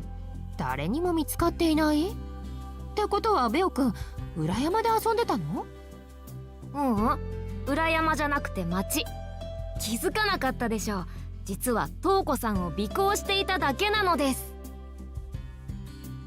Toko froze at Bale's completely unexpected response. She was used to him by now. She just sighed and rubbed her head, now throbbing from a terrible headache. いいでしょう。見つからなければいたずらじゃないと教えたのは私だしね。主人の尾行禁止とは命令していなかったし。今回の尾行については不問に付します。でもどうやって人目を避けたの？その格好だったらさすがに気づくと思うんだけど、そこは企業秘密です。教えたら今日みたいな瞳子さんもう見れなくなっちゃうし。楽しそうだったよね、あの人と。Toko's response was both honest and out of character. Even Bale was surprised at how taken aback she was by his statement. それは違う。どんな勘違いをしたのか知らないけど、あれはただの交渉よ。教会の神父相手に町を人質に見立てて不干渉を念押ししただけで。いや、楽しそうに見えたのは女の人の方だけど、あの全身ぐるぐる巻きに自分を縛ってた方。Okay, Toko has affection for the shady priest, I guess.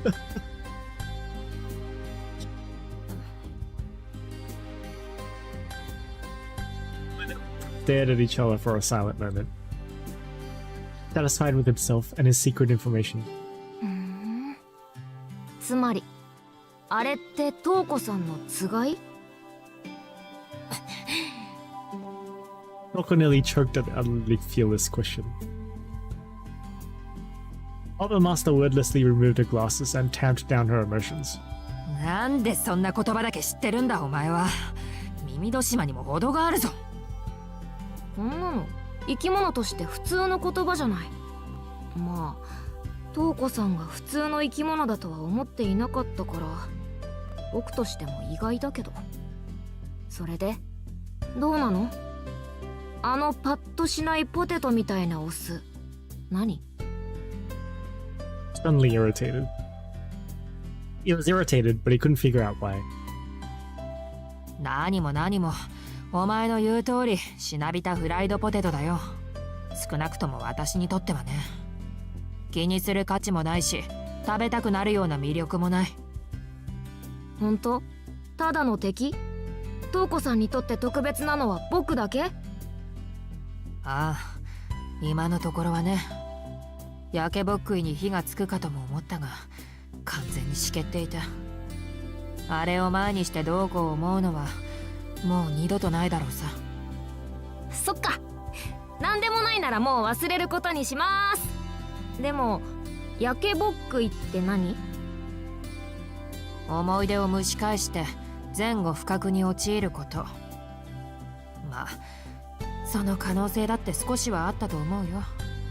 あんなんでも私の初恋の相手のようだし。No first-hand experience with love. Please understood that concept of first love. 初恋って瞳子さんに？つがいはありで初恋はなしとか、どれだけ私を動物的に見ているんだお前は。昔の話だよ。私が10代になったばかりで、あれが祖父の弟子だった頃の話だ。奴は魔術ではなく精神修行の一環として祖父と付き合っていたが。Olga spoke indifferently, and it was clear from the look on her face that there was no longer any attachment there. Yet there was still a tenderness in her words that caused Theo to furrow his brow. 瞳子さん、まだ好きなわけ？いや、自分でも呆れるぐらい何もなかった。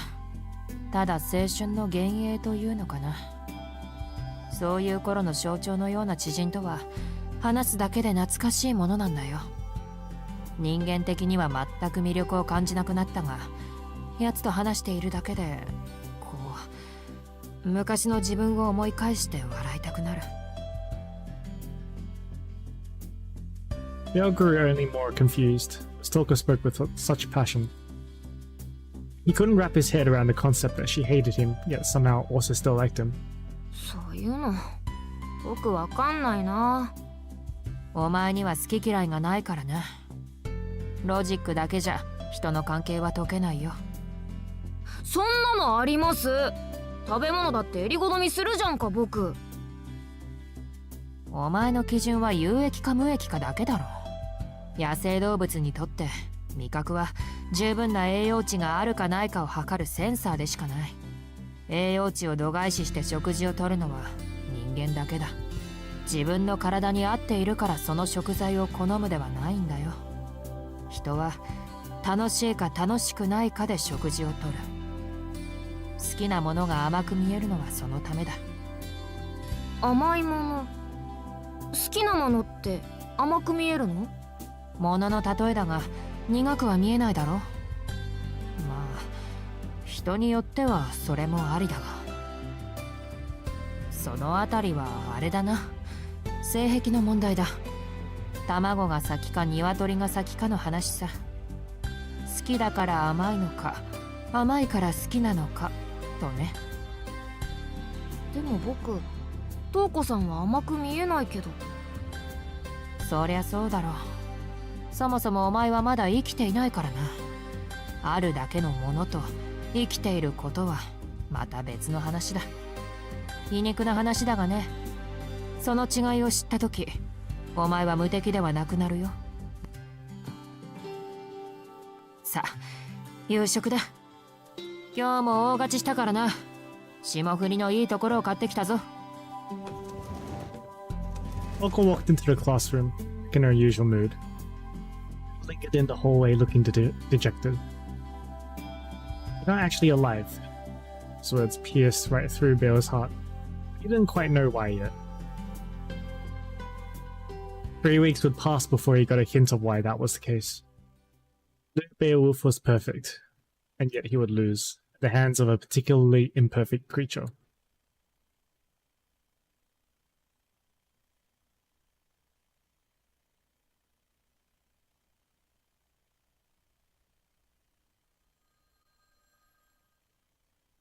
The sound of a phone ringing echoed through the empty hallways of the school.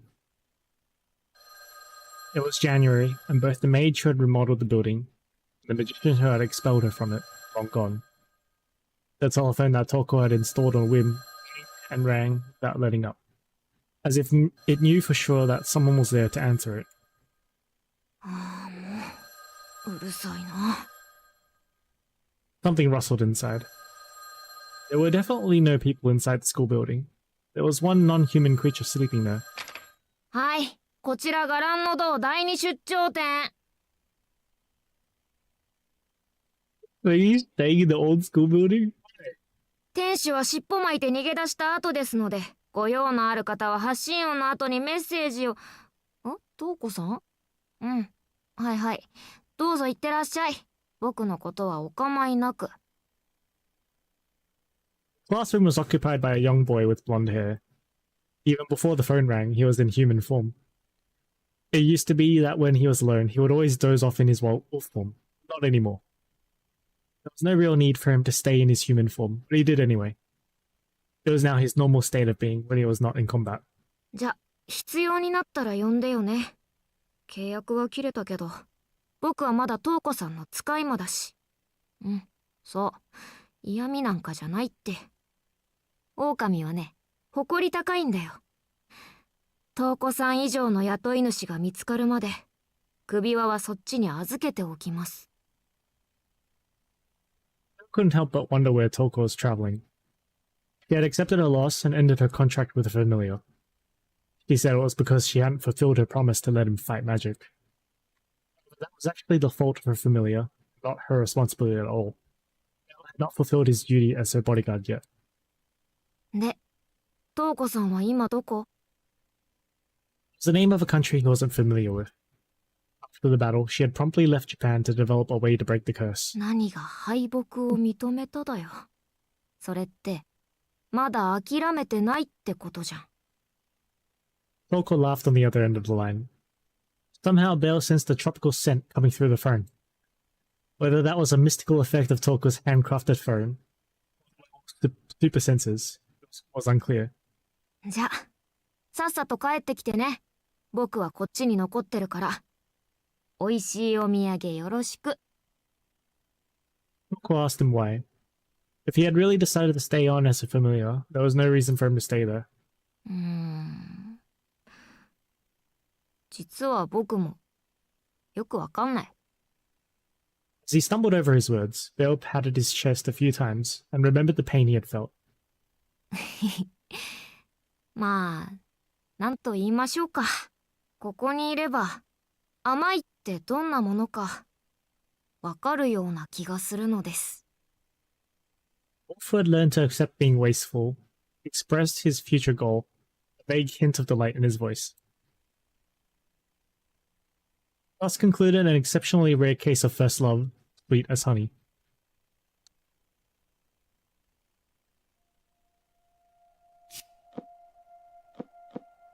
It's like a gap here. There's a gap here.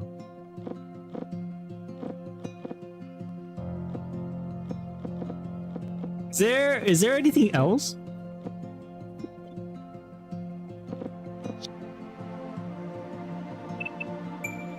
I just want to check.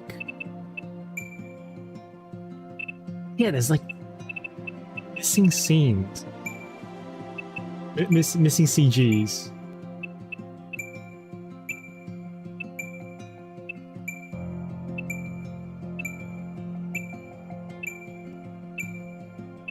We've got a shit ton of missing CGs.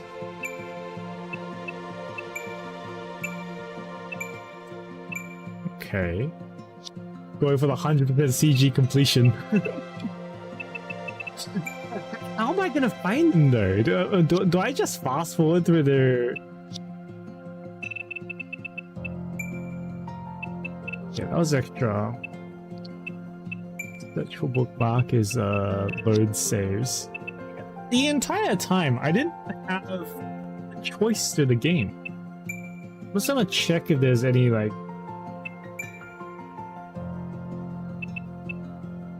a skip function. Wonder. Cancel skip for selections. Skip mode, anyone read. Decisions unskippable. I think I'm gonna restart the game and just keep going until we hit a scene. So fast forward. And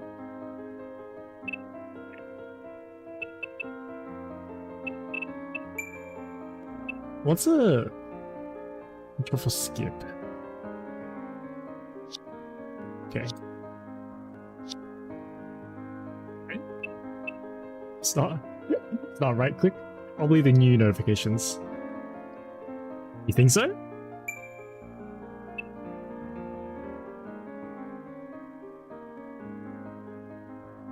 Oh, that's stop skip. Start and okay, it's the middle button. Here we go.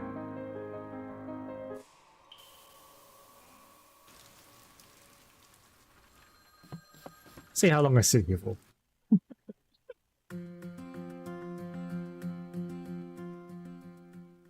That was the movie.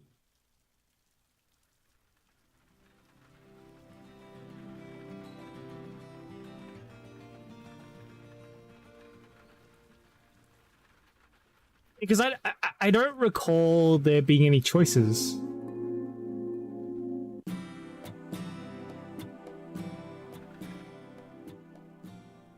Check out the new volumes. Archive. A bit. I just want to skip through the story and see if there's like any choices. Because there's a setting that lets you stop for choices, right? So that implies that there are choices in the game. But I think the Toko and Bale side story was from a new notification. Those extra things are added once you finish the chapter.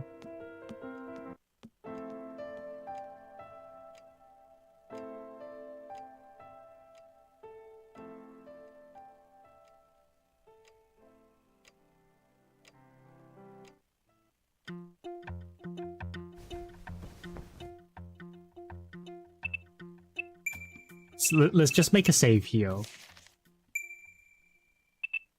We'll go back to title. Check out the archive. Extra archive. Let's click on it to see what's in here. 7 days of spinning.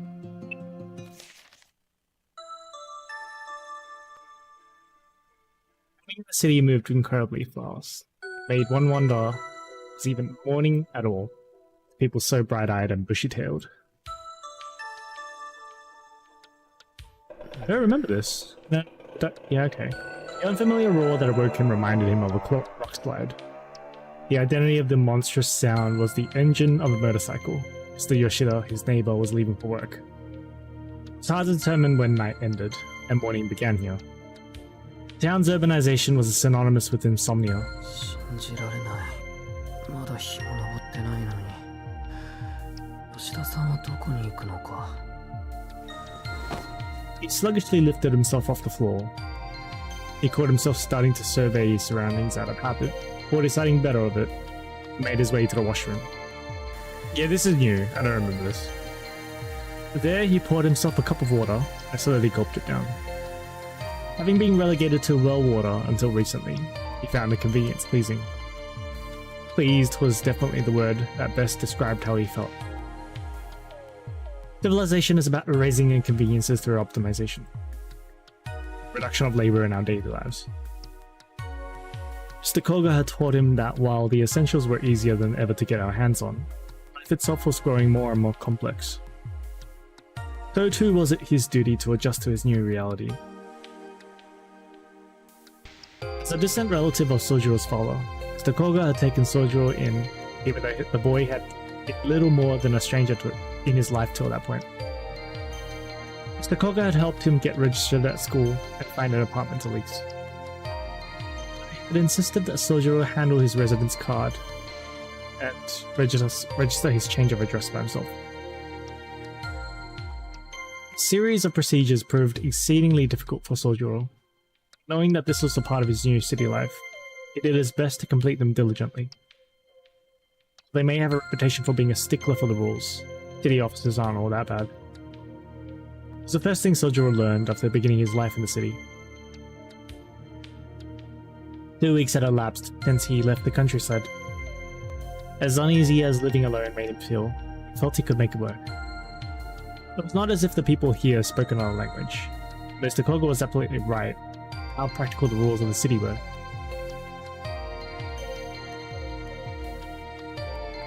Sojiro continued down the hard but surprisingly walkable path. Before work, he jogged in the park to pass the time. Even exercises like this offered lessons for Sojiro to learn. Each passing person was a new face to look at. The old man who greeted him, the young worker with his eyes on the ground, and the girl on the bench surrounded by birds. They were all unfamiliar sights to Sojiro. Unaccustomed to the city, he labored to understand its rules.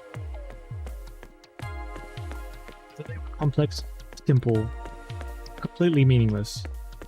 Compared to mountain life, which only dealt with nature, city life left one with way too many options. I could argue that such an environment was toxic for Sojiro.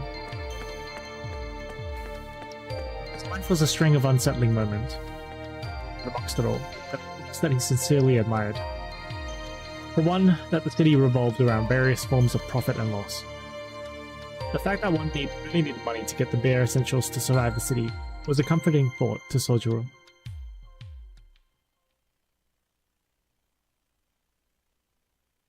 I feel like there might be quite a bit to read if all of the new sections actually things to read. そうシンプルな話じゃねえよ。金なんてものはあくまで記号で、本当に大事なのは別にあんだからさ。Especially with the list of chapters in this section itself, I just take the whole tonight just reading that. So, I need more to read actually. See. 所詮は流動する肩叩き券と変わんねっつうが、別に1万円札食ってもうまくねっつうが。ともかく金で真心は買えねえじゃん。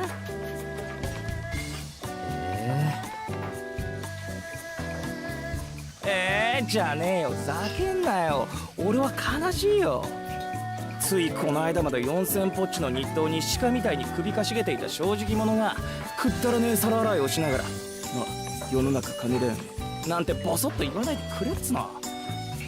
It's probably better to read all these cuts because we know these things might be cut out from the anime. Yeah, for sure. Yeah. いや、貨幣制度は素晴らしいと思う。正直物々交換の限界を感じた。I do want to read them all. So. それより木の実、ふざけてるとそれ落とすぞ。っておお、やべやべ、次割ったら今度こそ俺の頭が割られちまうからな。忠告サンキュー。それで相談事？何？もしかして金？そうなんだ。とりあえずお金は大事で、たくさんあるに越したことはないって痛感した。なんでできればもうちょっと働きたい。マジ？マシンみたいに皿洗いをこなしながら夢のないこと言わないでほしいな。Why he has so many jobs? Okay. 世の中金じゃねえって言ったばかりじゃんか。やっぱラブじゃんか。ところで水冷たくないですかね。冬場の皿洗いって割り合わねえことこの上ねえよな。そりゃ冷たいけど、これぐらいは我慢しないと。山の水は冷たいっていうより痛かったし。氷水と同じにすんな野生児め。しかしあれだね、呆れた順能力、いや忍耐力っつうの。レジ打ちすらできなかった新人がよ、たった4日でしみったれた飯屋の社畜になっちまうなんて、やっぱ世の中金ってことかね。資本主義ってすげえ。うるせえぞバカバイト、文句あんならやめちまえ。うちにはごくつぶしにくれてやる小遣いはねえ。 Complaints and chopsticks flew at them like a storm. He's a mess of a Chinese restaurant manager, a stubborn man who was willing to let minors work for him, and didn't shy from violence, even if it was directed at the son of a lifelong friend. Sojiro felt that this was what Sparta must have been like. ほら怒られた。任されたことはきちんとやらないと。け優等生、こっちは何かと反抗したい年頃だっつうの。まあいいや、話は変わるんだけどよ。しずき夜に出歩くタイプ？それかチャリンコで出張る趣味？いやまあどっちかでいいんだけど。バイトの帰りはほとんど夜になるけど、そういう話じゃないんだよな。夜の散歩も遠出も趣味じゃないけど、それが？いや何さ、しずき引っ越してきたばかりだって言うからよ。俺らが言うのもなんだけど、うちちょい治安が悪いっての？柄が悪いわけじゃねえんだけどな。年間10人ぐらい通り魔事件っての、そういうの起きてっから。通り魔ってなんだ？そっからかよ。なんだほら、カバン強盗でもないか。辻斬りってのが近いのか。住宅街とかまだ森が残ってる方によく出やがるんだよ、そういうおかしいのが。なんであんまり夜遅くは出歩くなよな。三崎岡の公園とか有名な怪奇スポットだから。 That's related to all the magecraft shit. 通り魔の犯人は口裂け女だったって話知らねえか？ごめん、まずその口裂け女ってのがわからない。怪談だよ。口が耳まで裂けてるってやつ。今じゃさすがに時代遅れだけどよ。なんだっけ、深夜の道にな、コート姿の女が待ち伏せていて、私綺麗とか聞いてくるんだよ。で、綺麗って言ってもいまいちって言っても家まで追っかけられて殺されるの。女の少年はおっかねえっつうか、アメコミの怪人っぽいっつうか。いや、それ本気で怖くないか？家まで上がってくるのか、その女の人。窓から入ってくるらしいぜ。ガサガサとこうゴキブリみたい。ギャッのクソガキが厨房でその4文字は禁止だってんだろ。殺すぞ。 You it. Back of Kinomi's head exploded in pain, the impact of his boss's frying pan. Sojiro was reminded of just how dangerous this town could be. 殺すってバカじゃねえの？普通そっちの方が禁止用語じゃねえの？ここレストランなんだしさ。いやあんまうまくねえけど。ひなみ、頭大丈夫か？え？ああ、うん、心配無用。俺なんだか頑丈さには定評があるから、特に頭部について。ともかくそういうわけなんで夜の暗がりは気をつけるぞな。もししずき見るからにかもそうな顔してるし。ありがとう。ところで年間10人というのは多い方なのか？知んねえよ。少なくはないだろうけど多い方でもないんじゃねえか。ま、うちの通り魔事件が他に比べて厄介なのはまだ犯人が見つかってないってことだからね。 Laughed cheerfully. Genoway was probably trying to take the edge off his story, but the noble intention of his laugh was completely lost on Sojiro. His friendly warning was equally futile. Sojiro was simply impressed that Kinomi was able to laugh it off.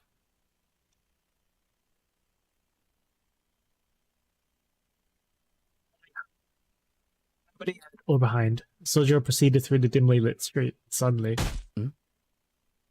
he turned to face an improbable sound. あいた Something stabbed him in the head, fell to the floor. He frowned. A small bird had apparently flown into the telephone pole before landing on his head. The sterling cleaned itself off and flew away. The falling of the bird, and its desperate escape after, was unlike anything he had experienced in his life up to now. Most of the townfolk would have seen the incident as unlucky, ominous, or even sinister. Sojiro just nodded and went about his business. You must understand. What might have been a first for him was surely an everyday occurrence for these seedy folk.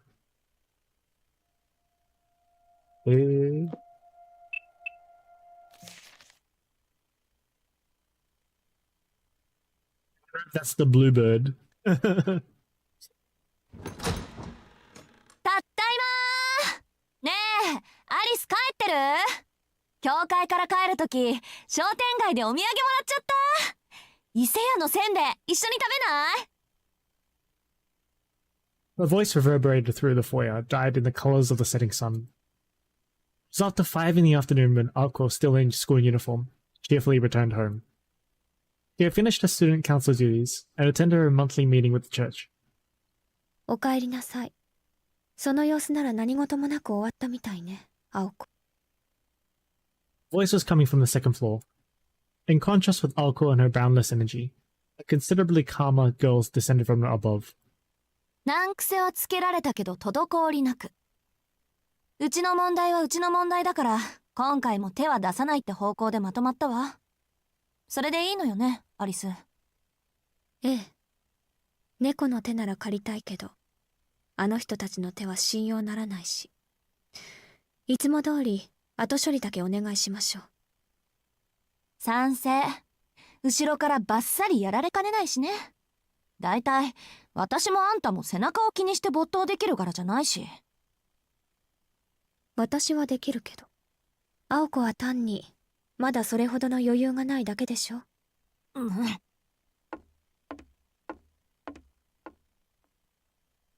The graceful sounds of her steps, Alice entered the foyer. As she did, Alko's eyes were directed towards the skylight above. ガラス、曇ってるわね。そのことで話があるわ。今日の課題が終わったらだけど。青子、体の調子は？疲れているなら休みを入れてもいいけど。え？何よ、気味悪いな。気遣いされることなんてないってば。いつも通りの一日だったし。そんな疲れた顔してる？私。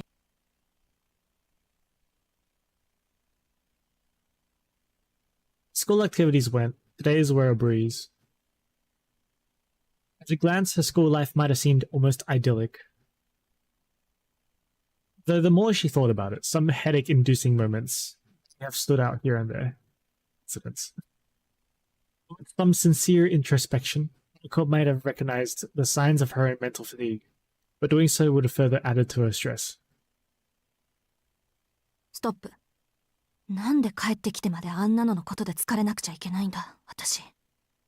今日の課題って初歩のウィッシュでしょ？問題ないわ。すぐ始めましょう。Alko first focused on getting her anger and stress, and headed upstairs with gusto. どうしたのよ？アリスの部屋でやるんじゃないの？ Formally dressed Alice nodded in slight dissatisfaction. それで、伊勢屋のせんべいって今日の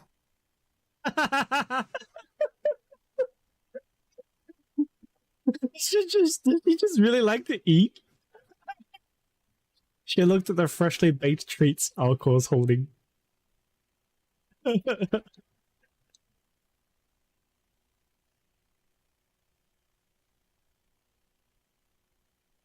The lesson took place after Alice had her cup of tea.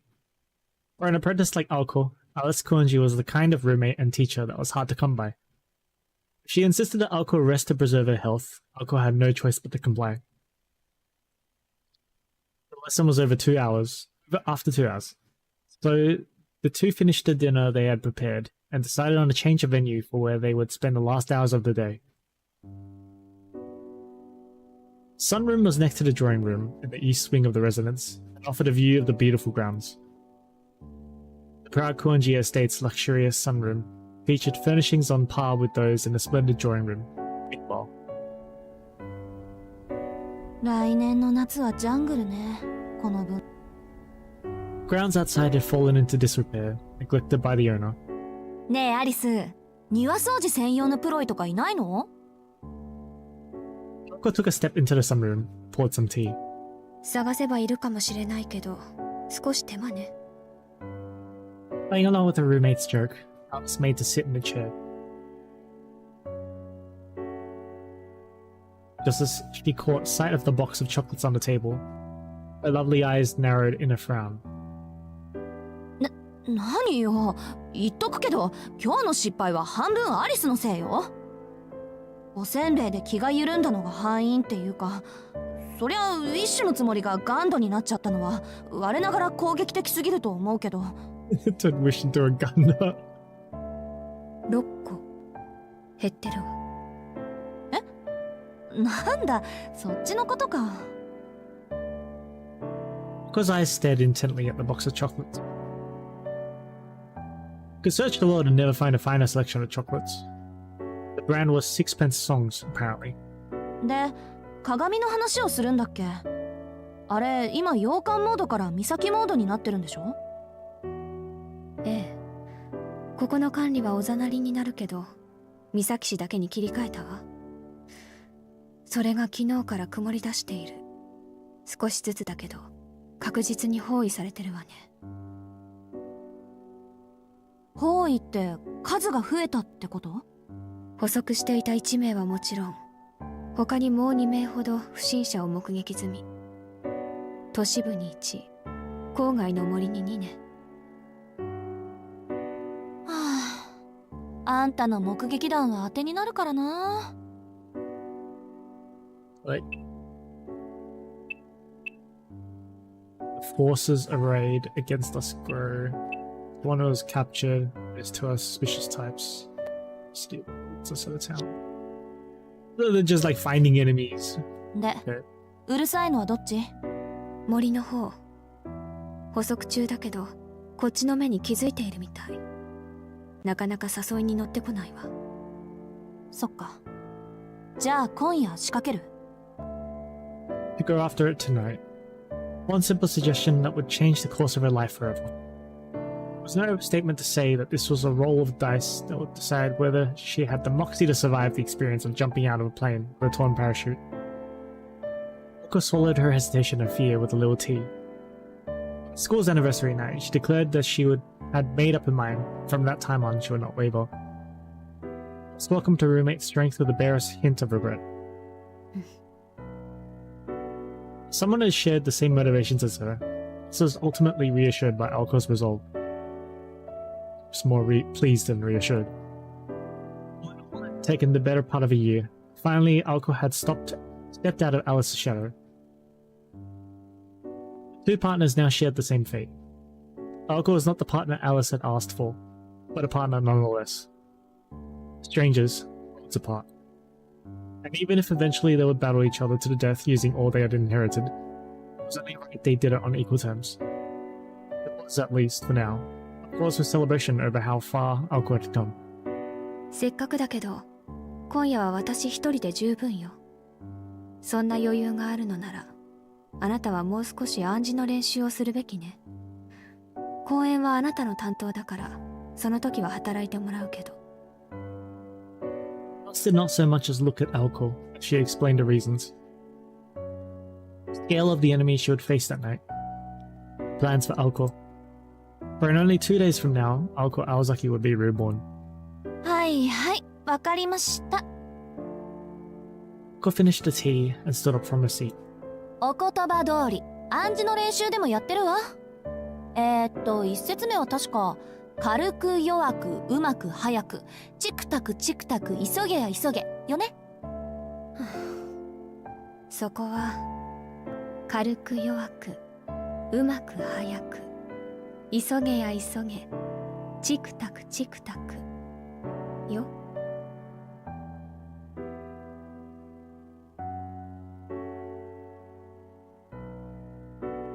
Okay. So she did it wrong. 気をつけなさい。それだと逆に落ち着かなくなるわ。Hey, you might find yourself in a state of unease.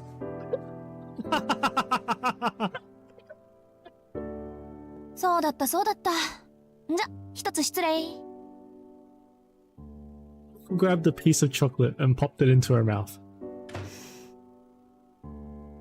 He waved before leaving Alice alone in silence.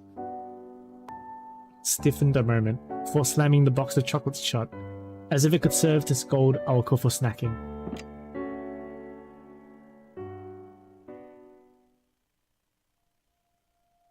So the charm that she put on Sojiro actually made things worse. At least Aoko said it right in the mirror maze, I think. I don't know. I can't remember. I'm going just by the translations because I don't remember what was said specifically, but I remember the translation specifically said TikTok, which is what Aoko said, not what Alice said. 午前0時を確認しました。 Danny, we got robots. This might be a 前 puppet. 回更新より24時間経過。バックアップ開始。レコード送信。周囲の地形をスキャンします。大気成分。窒素異常なし。酸素異常なし。アルゴン異常なし。二酸化炭素異常なし。第5仮説要素。異常、異常、異常。 Fifth theoretical factor. 周囲の時空連続体に齟齬を確認。第一種危険物との遭遇と断定。 Cool space-time discrepancy detected. This will be after Aoko did her fifth magic shit? 視覚領域を主観から客観に変更。自立回路を予備電源に。計測回路を主電源に変更。カメラを赤外線計測から虚数線計測に変更。では、これより戦闘行為の記述を開始します。主よ、どうか我が身を守りたまえ。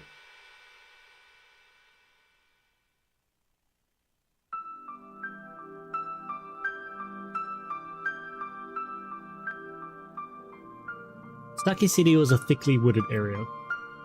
Urban development continued unabated. Mother Nature still drew breath in its outskirts.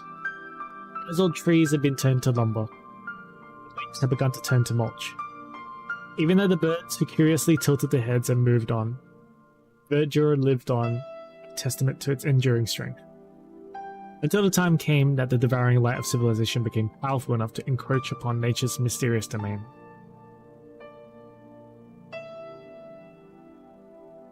Its woods were no exception. The outlying border between Misaki City and Misaki Hills had been left untouched.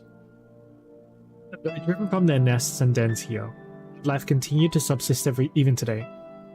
No longer able to return to the days before man, this was just like any other forest situated next to a town.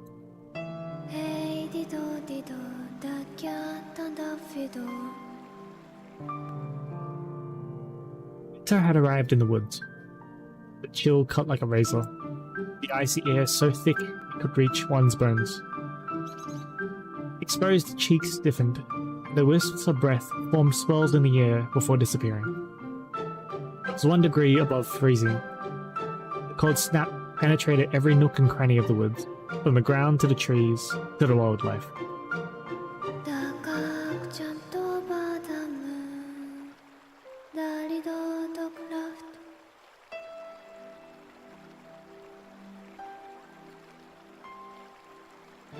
Forest allowed nobody entry during the day.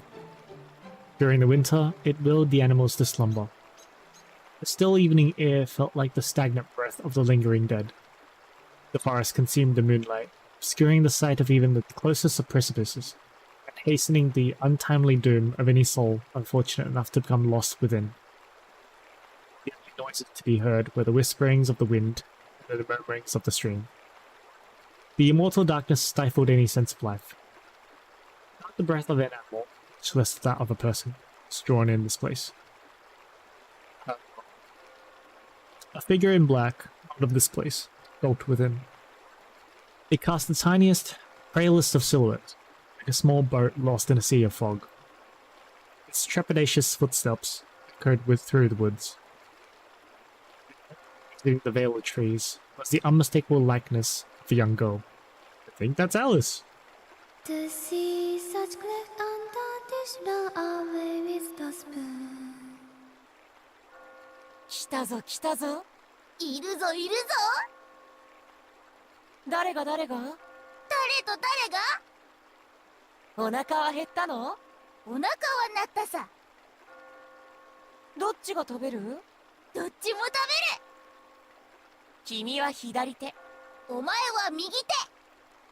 歓迎しないと。感激しないと。何しろようやく楽しいお客。ついでにお腹と頸骨も。せっかくだからよく噛まないと。Shadows in the trees laughed ominously. Hallucination? Illusion? Perhaps something real? Shadows frolicked in time to the girl's pace. さあさあさあさあ。もっと奥へ、もっと奥へ。ところでダイスは細工済み？お腹の重いローデット。端っこかじったエッジワーク。どうでもいいけど肝心要の6の目だけは出さないように。Girl knitted her eyebrows. He heard voices and felt the presence of things that should not be. Scary enough to frighten this particular girl? As if. Tightly pursed lips betrayed not a hint of fear. The girl walked of her own volition. If she had truly felt fear, her legs would be frozen. Deep within the trees, she was perfectly aware of the two humanoid figures stalking her through the still night air. 見たぞ見たぞ。来るぞ来るぞ。もう諦めろ。もう帰れない。あんなに教えてあげたのに。よそに消えないお前が悪い。Girl halted her steps. The racket from the accompanying voices died in turn. The babbling brook suddenly sounded like a crackling fire. Then, across the shallow stream, something appeared that should not exist in the city, much less these woods.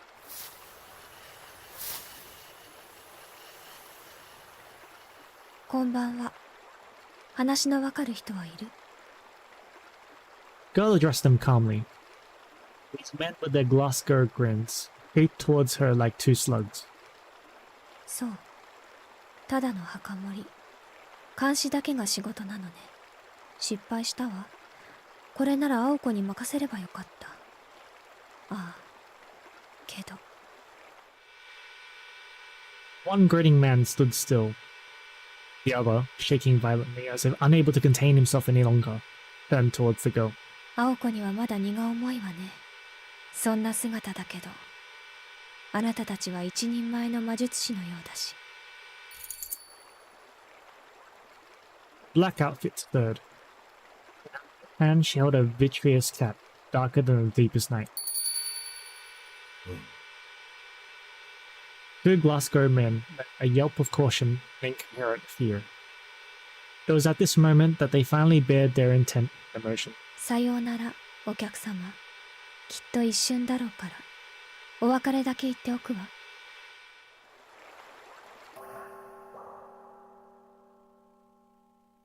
Two shuddered at her words.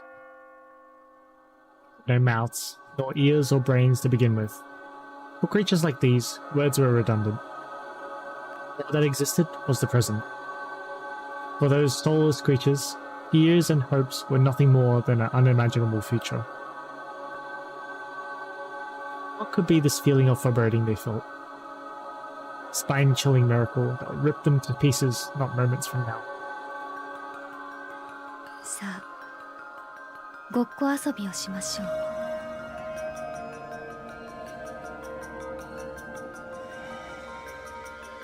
The song sounded like a bell, echoing through the white woods.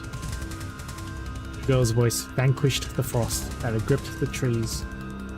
Then,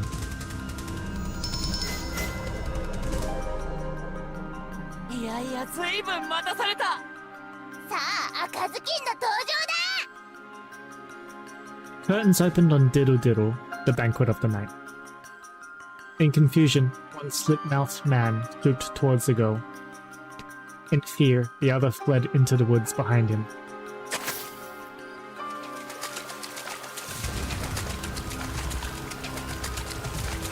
The deformed humanoid darted forth, picking up water as it rushed the girl.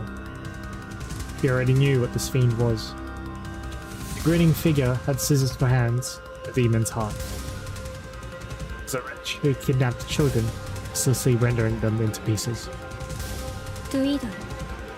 お任せお任せ。ようやく出番だ。あらよっ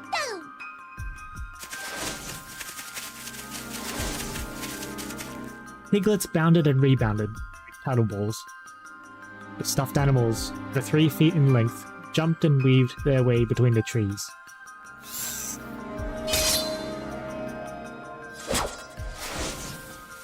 Look at these strange creatures before him. The grinning man did not so much as blink. He raised his arms. What emerged from his coat sleeves, not the human appendages you would expect. In their place, fiendish cleavers, more than 1.5 feet in length. His appendages, which had torn so much of their prey to pieces, sliced cleanly through the flying pig's skulls.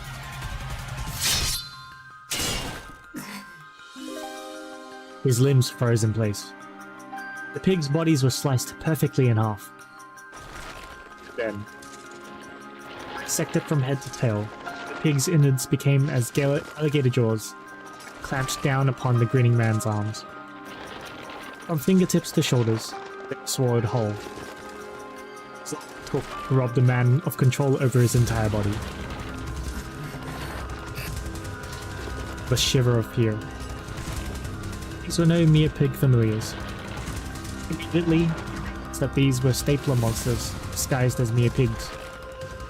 捕まえたのはダムでした。捕まえたのは D だってば。ああ、でも残念。ご主人様は無口で無情で無パンチ。結局どっちの手柄も同じこと。Round the bridge is broken down, broken down, broken down.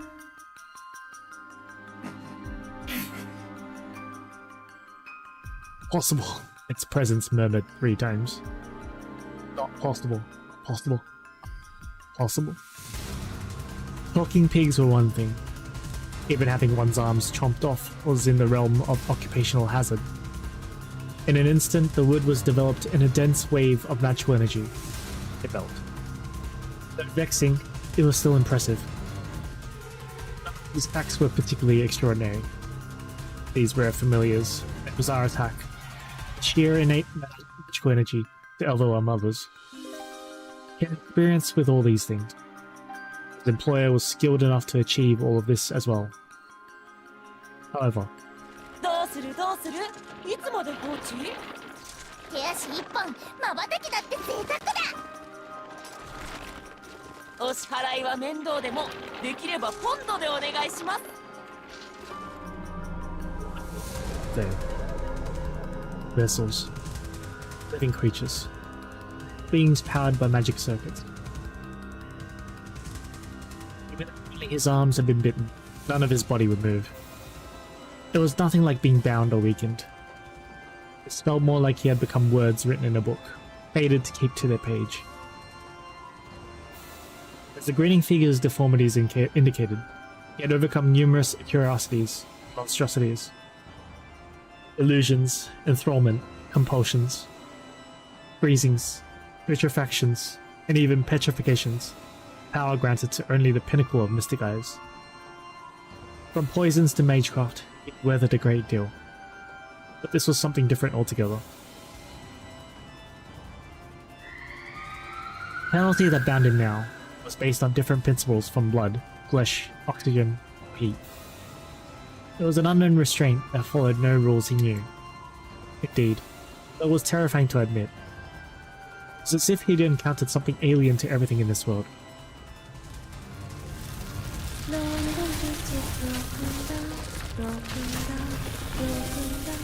London Bridge is broken down, my fair lady.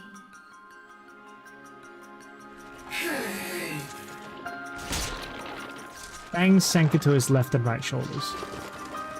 For the first time in this form, he felt rage teeth up inside him. The basis of all things had to be absolute. Mystics, all things bizarre, created some set of laws. These pigs ignored this with his dignity. さあ3日で衰弱6日で溺死。半年経てば惨めな骸骨でも飛ぶね。面倒だから今殺そうか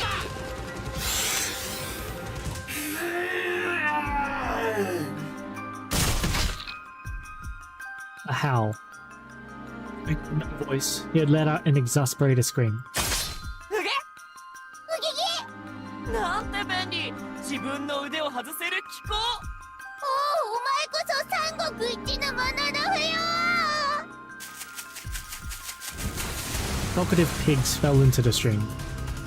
An exasperated scream was the sound of the figure tearing his arms from their sockets. Maybe exasperated is the right word here. Harmless, he rushed the girl. 役立たず。後で仕置きが必要ね。 The meat lost his mangled arms, not the object of his malice.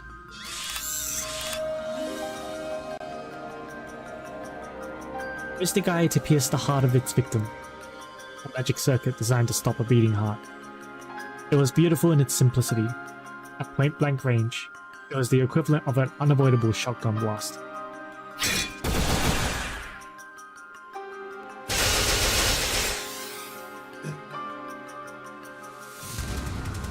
Tragically, an eye was all he had. Beauty up with wood and clay, wood and clay, wood and clay. Beauty up with wood and clay, my fair lady. Failed to realize that her song had changed.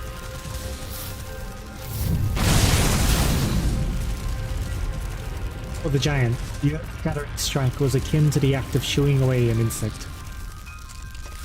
Its green, verdant veins pulsed. Thick bark covered its body, hardened sufficiently over centuries to repel even a chainsaw. But its forehead, inscribed in all manner of colors, was the word Imeth.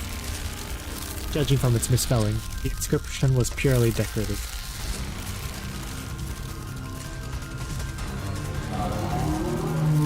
Fame's troll. Also went by the moniker Falling Down. Alternatively, Great Bridge. Admired in different forms, it was the first of 4 miracles. テムズ、もう一体。 Giant responded to the girl's words. The roots went deep into the earth, raised its left arm to the heavens, without moving a step.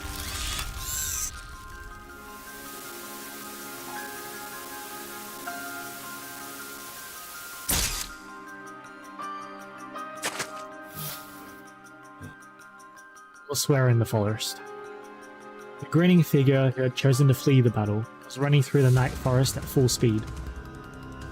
Record and provide a detailed description of the enemy. Those were the orders assigned to him. He poured all of his energy into escaping this forest, with which he had become so familiar. In case of emergency, the plan was for one to challenge the enemy The other made a tactical retreat in order to report to their master. He dashed through the forest. Gripped by fear, he was confident in his ability to perform the mission he was designed for. Nothing could catch him in these woods. Even the wolves could not track him. His bird-like legs thumped as they kicked the ground. It was his creator's eccentric tastes that dictated their form when optimizing them for running.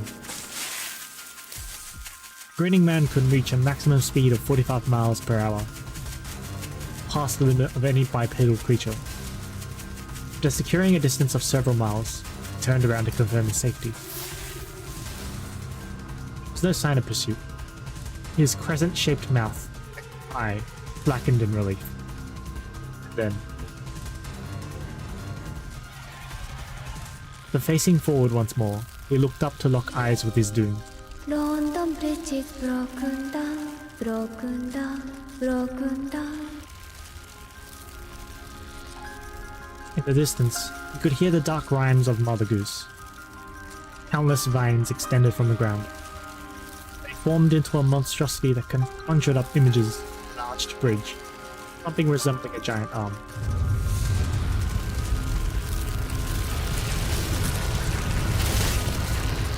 London Bridge is broken down, my fair lady.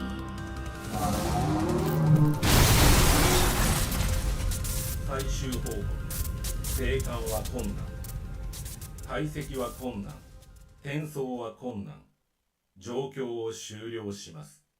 はあ。主よ、どうかこの身を守る。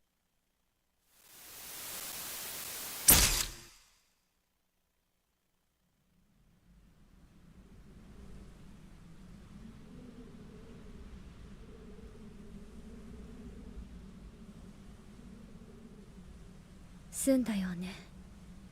お疲れ様。戻ってテムズ。Yeah, the way he was saying this sounds very religious. So I wonder if these plots or whatever from the church. Anyway, that's just my thought. 次はもっと高価な場所ならいいのだけど。Girl turned on her heel. The invaders who had set up shop in the woods were eliminated. She had no interest in whether they had been good or evil, or how many victims they had claimed. The shackles of civic society held no sway over her. This was the way of a pure-blood witch, the way of a mindster. 僕たちは？ねえ、僕たちは？この腕抜けないんだけど。噛んだままだと僕らも動けないっていうかさ。ひどい。飛べない豚に用はないと。次はお役に立ちます、きっと。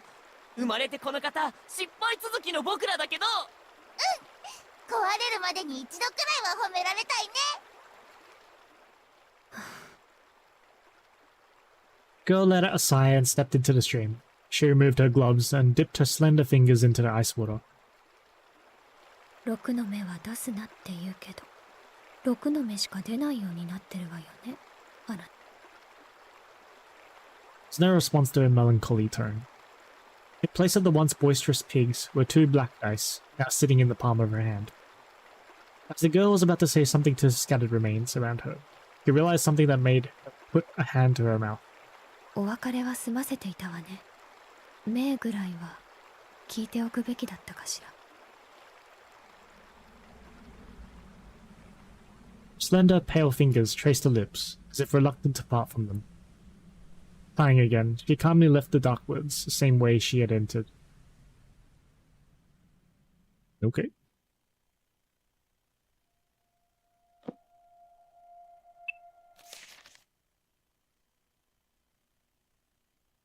Let's rewind to a moment in the recent past. The scene took place on a Saturday morning in December.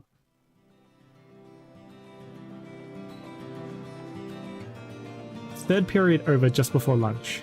The only activity that remained before the scholastic day ended was homeroom.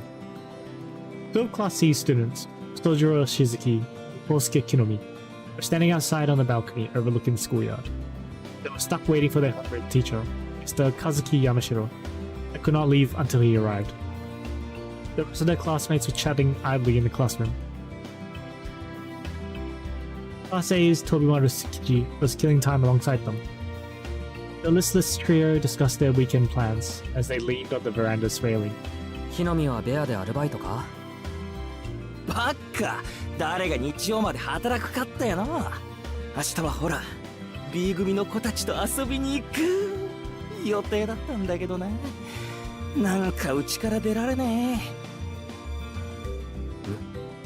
それはつまりまた振られたのか？え。うわ直撃。言いづらいことをまっすぐ言うよね、しずきくんってば。そりゃ毎日てめえのバカ面見てればひよこだって振られるって言葉を覚えるだろうよ。自滅するのは勝手だけどな。くれぐれもその字に変な遊び教えんなよ。あ？そりゃ殿下の方じゃねえの。気ぃつけろよしずき。築地はマジで腹黒いからよ。こいつの頭の中はほらあれゴミ捨て場の張り紙あんな感じだから、くっきり使えるもんと使えないもん分けてんだよ。ああ、それは知ってる。ところで唐突に思ったんだが、飛び丸の中じゃ木の実はどういう扱いなんだ？そうだな、粗大ゴミ回収は金でももらわねえと割り合わなくなるんじゃねえか。国が無料で回収するのはそろそろおしまいってとこ。はあ？何言ってんのお前。使い古しのタンスとか高く売れるじゃん。俺みたいな開封即使用みたいな男がこれからのトレンドなわけでしょ。ほらコンビニで売ってる使い捨てカメラとか大人気だし、ようやく流行が俺の消費文明に追いついたと。じゃあ木の実はバイトと。飛び丸は？来るからね、ちゃんと俺の時代。俺はちょい仕様だ。親父の客が来てるんで接待しなきゃならん。街の案内をしてくれとさ。聞けよ、人の話聞けよ。あのよ、俺は妹の相手してやるだけなんだよ。隣のクソ中華飯店の手伝いなんかしねえよ。その字は明日もバイトか？いや、それが一日空いてる。今日はこれから遊園地でアルバイトだけど。それって魔のきついランド？ It's alive now? タフだね、しずき。あそこのバイトは柔道部の連中でも値を上げるって話じゃんか。なんと、まさか猫黒の荷物運びより辛い？いや、そこまではよく。しかし山城の野郎おっせえな。見ろ、隣の B 組すらお帰りになられてるぞ。だな、仕方ねえ。面倒だが呼んでくるか。その字を遅刻させるわけにはいかねえし。As if by his design, Tobimaru Tsukiji stood up wearily from the balcony railing. The school's PA system chime rang. 2年 C 組の静木宗十郎くん、山城先生がお呼びです。至急職員室まで来てください。繰り返します。2年 C 組の。 An awkward silence fell upon the three. After a long 5 seconds, Tojiro said goodbye and headed back inside. They're stuck waiting for him. 面白いことねえな。誰か校庭にミステリーサークルとか作ってくんねえかな。The enemy grumbled, slouching his shoulders and succumbing to his lethargy. 他人の妄想力に期待すんなよ。刺激が欲しいならてめえでイベントを起こせ。ほら、クラス分け発表の時よろしく。青崎に突っかかればすぐだぜ。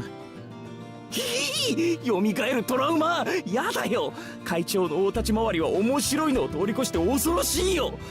善良な一男子生徒としちゃ美少女が転校してくるだけでいいんだよ。まあ普通の子じゃつまんないからハリウッドのプロデューサーとかイギリスの歌姫とか。どんなくくりだそりゃ。そこは火星のお姫様あたりにしとけよ。それと2年 C 組の皆さんへ山城先生から伝言です。山城先生は訳あってホームルームを欠席しますので、各自勝手に下校しちゃってくださいね。それではでは。 So irresponsible. 以上、放送室からお知らせしました。どうよこれ。山城新車買ってからフリーダムすぎね。このままではあの真新しいセルビアに俺のギザ銃がうなりかねん。鍵穴にガム程度にしとけ。教師の発給はマジ同情に値するからな。Two frenemies returned to the classroom, complaining all the while. Concern for their mutual friend summoned to the faculty office completely out of mind. 納得いきません。生徒のアルバイトは認められています。学校公認の職場であるなら社会経験の一環として推奨すると校則にもありますが。そうなんだけどね。彼の場合やりすぎなのが問題なわけで、仮にもし認可していない労働基準法に反してそうなところで働いてたら困るでしょ。うちも彼も。 Pachinko power?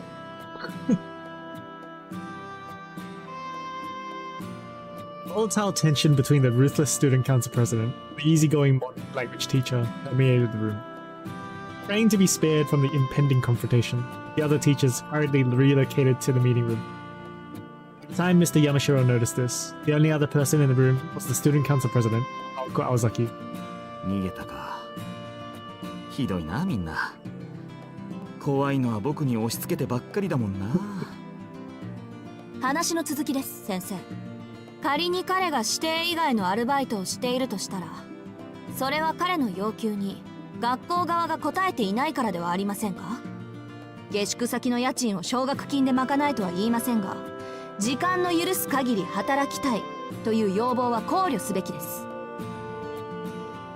指定外のアルバイトを疑うのなら、まず働き先は1生徒につき1件だけという規則を改めてください。After hearing her out and realizing there was no way she would back down, Mr. Yamashiro hung his head.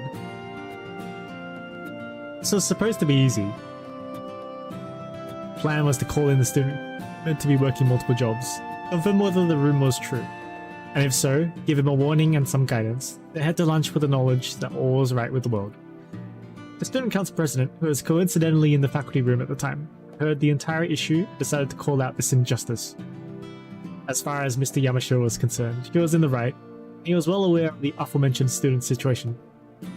Personally, he would have liked to help. Among the faculty, he was just a new kid on the block. He wanted to stay on the vice principal's good side. At the very least, not lose his job, as badly paid as it was. こればかりはね。副教頭先生直々の注意なんで、僕も助けてあげられないんだよ。That alcohol is like vouching for him. それでしたら落としどころがあればいいんですね。Student council president removed a document from her bag. It was a document that had been brought up in the morning's faculty meeting. A host of headaches with it. 青崎くん、それは。はい、愛田協会のボランティア参加の申告書です。今月も希望者ゼロですね。敬虔なクリスチャンである副教頭先生はさぞお気を悪くしているかと。我が校の生徒には新人が足りんと今朝も嘆かれていたとか。そうだけど、どうして君が今朝の職員会議の内容を知っているか聞きたいよ。I wonder how. Mr. Yamashiro scratched his head. His eyes were smiling gleefully. He had figured out the student council president's objective. 魚心あれば水心ありですか。教会への奉仕活動はボランティアだけど、きちんと謝礼が出る。あれも形の上では学校側が推奨する社会見学だからね。副教頭先生は参加者が出たことに喜び、加えてその参加希望者がすでに他のアルバイトについていた場合、学校側の認可が2つになっちゃいますね。Okay, so does that mean that Sojiro is gonna get more work? 前例にしてはいい落としどころだと思いますが。Mr. Yamashiro raised his hands in surrender. There were few students able to both raise a complaint and propose a proper solution. Perhaps it was her big sisterly disposition that made this girl so simultaneously feared yet trusted. よし、その方向で攻めてみよう。うまくいくよう祈ってくれよ。他力本願は嫌いです。悪巧みに乗ってくれるのならきちんと活躍してください、山城先生。The student council president turned to leave the faculty room. ああ、待った待った。君も残るんだ。今からしずきくんを呼ぶから、ちゃんと面倒見てもらわないと。は？ The girl's cool eyes narrowed. Unable to process what she had just heard, expression turned to a scowl. いや、参加希望者は一人より二人の方がいいだろう。Oh, okay, she's gonna be stuck working with him. 青崎くんがフォローしてくれるなら僕も安心だしね。ちょっと先生。ああ、放送室2年 C 組のしずき宗十郎くん、至急職員室に来てください。で、放送お願いします。だから先生。いやー、これで万全だ。まさか頭痛の種が同時に消え去るなんて、今日はついてる。ああ、けど青崎くん、ずいぶん親身になってくれるんだね。何？もしかしてああいうのがタイプ？あ、放送室さん、ついでに生徒会長が心からお待ちしていますと付け足して。って山城Forget the mister there.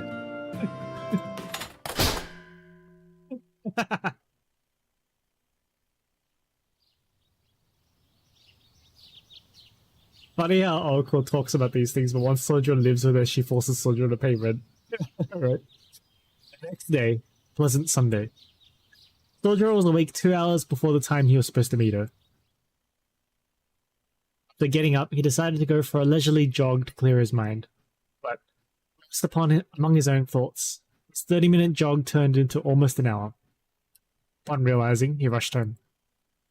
After thoroughly racking his brain over what to wear for the occasion, he decided upon wearing a school uniform. 午前10時、三崎中央公園の東入り口で待ち合わせ。Stay in the faculty room.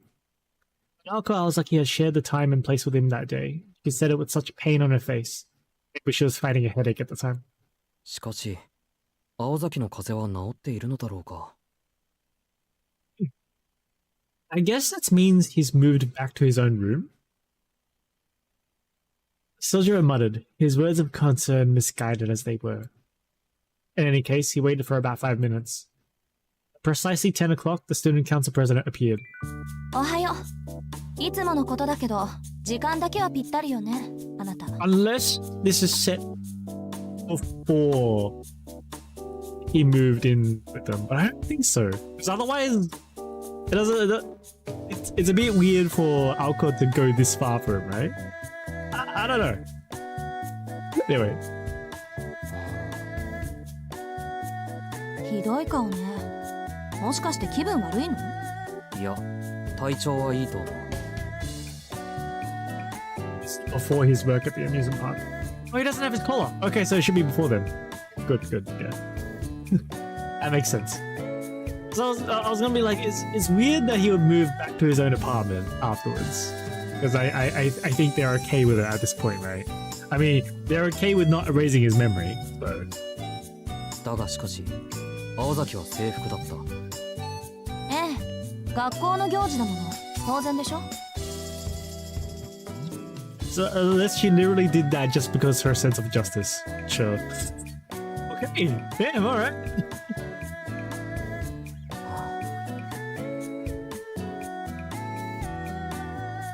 Heavy weight of despondency fell upon Sojo's shoulders. The sting for his outfit for the previous 2 hours had been rendered meaningless, just like that. I think this is after Kitsyland fight with Alice, that Sojo wondered if Alco was alright.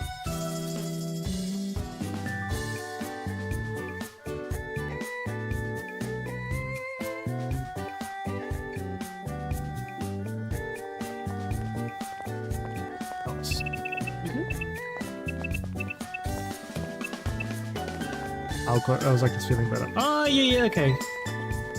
Still fighting. Shit, the pain. I mean, I think that's just referencing that line, right? Surely. Duo, clad in their school uniforms on a day off, walked by the train station. In the beginning, Alco had made efforts to give Sojiro a thorough lay of the land. Today, she only shared the bare minimum of explanations. This was partly because, surprisingly, Sojiro had become well accustomed to the town. What he meant was because he saw Alco look like she was annoyed at something. Yeah. Its restaurants were good, shortcuts to use and rush. And why the nearby bicycle shop was better than the department store by the station if you wanted to buy a bicycle. Things a local would know. The other reason was that it had dawned on Alco how the two of them conversing might look to a passerby. 話は変わるけど、具体的にどんな労働内容なのか、そろそろ聞いていいかな。From here on, volunteering at the church meant that the school would tolerate his multiple jobs. Sojiro had quickly agreed to the tempting offer, feeling like a bobblehead. This was typical of him. He had failed to consider the content of the proposal. まあそんなことだろうと覚悟はしてたけど。あなた、間教会は初めて？教会なら2回目だ。珍しい建物なんで近寄ったら、中の人がタダでお菓子をくれたんだけど。Pondered with all sincerity how exactly a church worked. His contemplative posture made him appear the part of the philosopher. Through all his thinking, concluded. I guess they start taking your money on their second visit? Such was the extent of Sojiro's concerns. 普通そういうことは子供にしかしないんだけどね、あの教会は。Alco sighed at the lost little lamb. で、どんな人に会ったの？神父？それともシスター？それは綺麗な女の人だった。じゃあユイカさんの方ね。今日会ったらお礼をって必要ないか。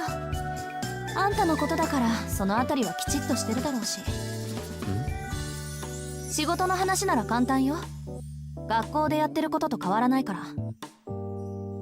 あの教会、規模の割に人数が少ないのよ。Alco picked up her pace as they headed for the church. Somehow she seemed like a general invading enemy territory. It made Sojiro furrow his brows in discomfort. I think this is following up the story we saw from Toko, and how Sister Yuika was complaining about there not being people to work for the church. Either church had a long history. Far from the station, it was a white-painted sanctuary nestled between the business and residential districts. As far as Alco could remember, the church as she knew it now was the result of remodeling done 8 years prior. It was practically a cathedral for a town of this size. Incidentally, located next to it was the Misaki City General Hospital. From Alco's perspective, it seemed awfully suspicious for the church to take up residence next to the location in the city, where most lives were lost. The only two who were aware of his opinion were her roommate, Alice Konji, the priest. 青崎はこの教会に縁があるのか？ That is suspicious, huh? That is kinda sus, huh? 私はこれっぽっちも。もう過去に戻って改ざんしたいぐらい微塵もないけど。うちの父と祖父は長い付き合い。ここの手伝いなんて、忌々しいことに小学生の頃は毎日してたもんだけど。More twisted her expression became. Recalling this made her want to grab it by the proverbial collar, give it the proverbial one-arm judo back throw, smash its proverbial head into the proverbial ground, and kick the proverbial living daylights out of its defenseless proverbial torso. Such was her so-called trauma, that if it were anthropomorphized, it would take more than a 5-round beating to satisfy her thirst for vengeance. Oh. It was in this moment, as he became aware of Alco's mood, that Sojiro began to fear for his safety. Perhaps attracted by the noisy murder of crows outside the church, woman in a nun's habit emerged from the front entrance.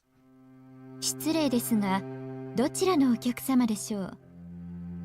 当教会は暴力団関係の方はご遠慮いただいておりますので、日を改める、あるいは生き方を悔い改めた後、社会的な罪を償ってから門をくぐっていただきたいのですが。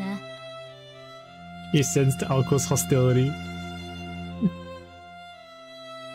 青崎青子です、シスターユイカ。まあ、青子さんでしたか。驚きました。昼間のうちにあなたが来るのは久しぶりです。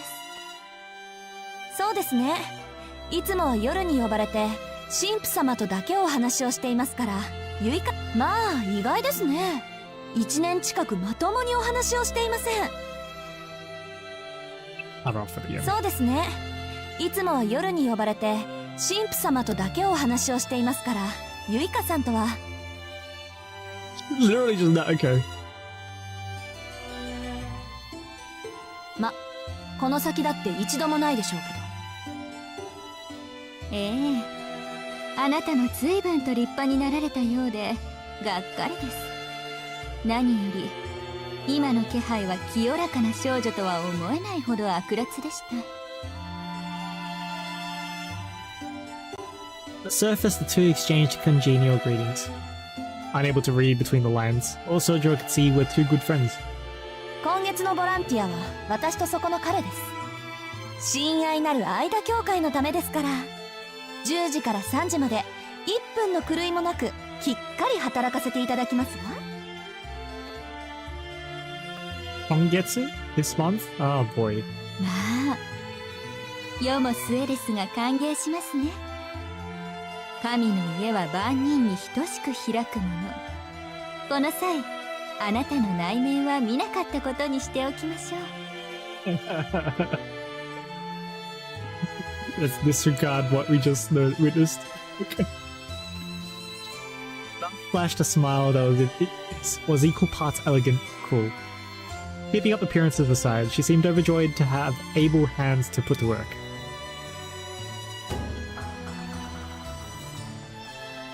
Krista introduced herself as Yuka Suso, thanked Sojiro, volunteered of his own volition.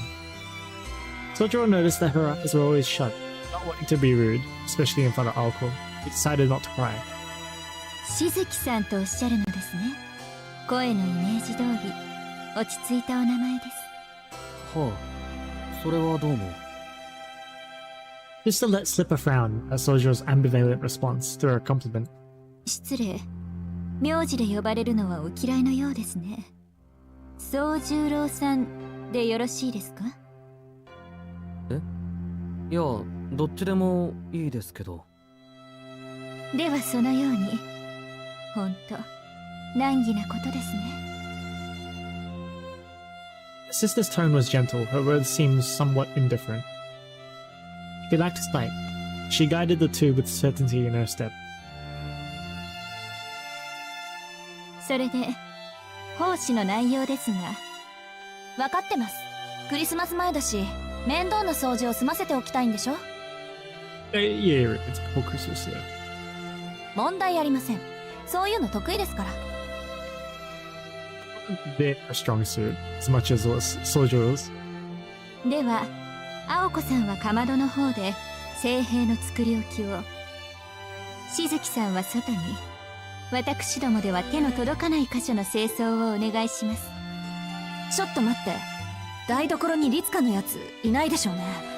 こんなところであんなのに会うなんてごめんだから。律香は留守です。ですので、どうぞ気兼ねなく。With a dismissive wave, Alco headed towards the door in the back of the worship hall. As she had indicated, he was quite accustomed to this church. しずきさんはこちらに。まずは物置から清掃道具を運んでいただきます。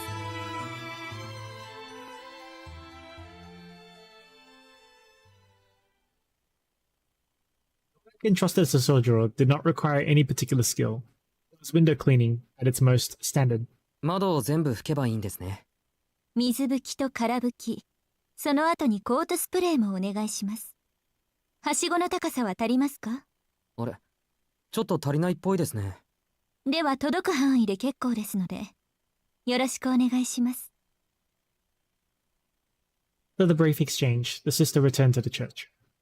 Sojiro began to wonder if it was out of distrust in him that she was being so curt. He understood that it was too soon to glean an answer from their first meeting. Then again, such answers always eluded Sojiro.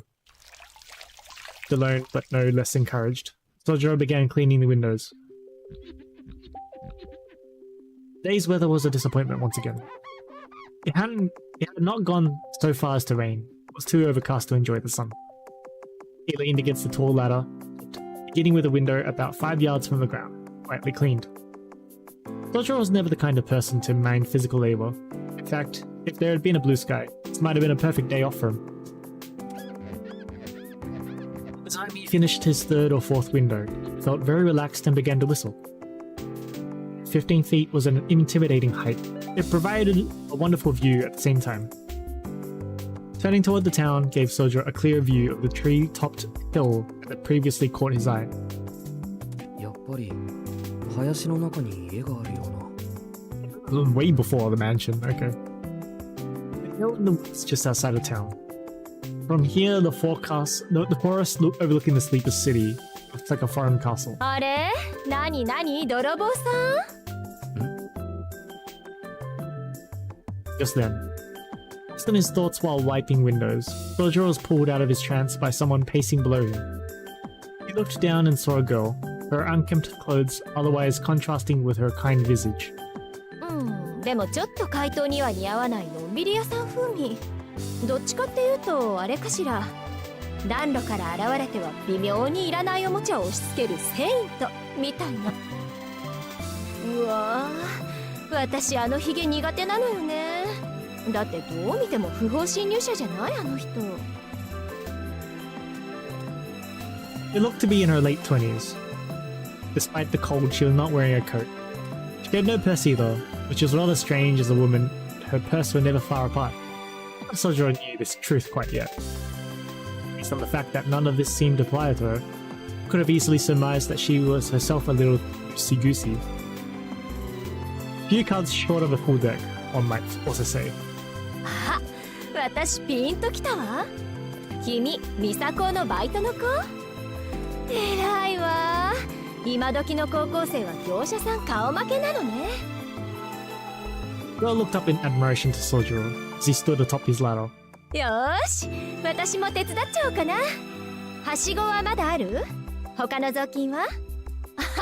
どうせだからホースで水をかけるのはどうかしら。こうバーッとケルヒョーとか叫びながら。バチ当たりだけど、それなら少しぐらいは楽しくなりそうじゃない？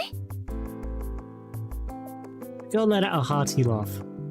Her smile glowed like a cactus that had sprouted legs and began to run about. In as much as running cactus could only cause trouble. As Sojiro anticipated, the girl began to clean without waiting for his approval.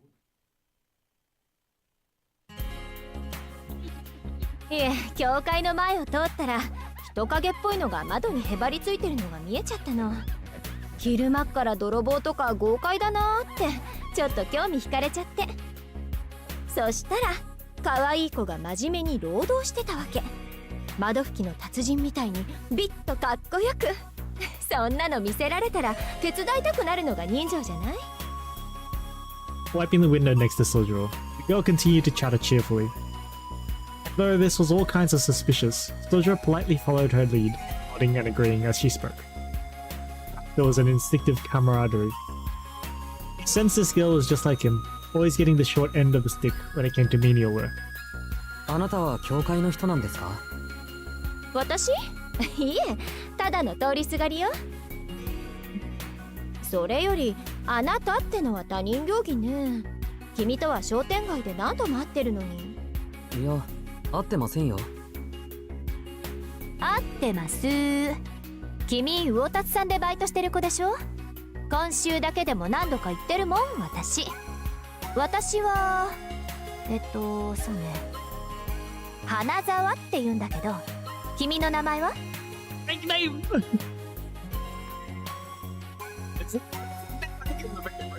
I Anazawa took a quick glance at the flower bed below in the middle of her introduction, gave him a friendly laugh.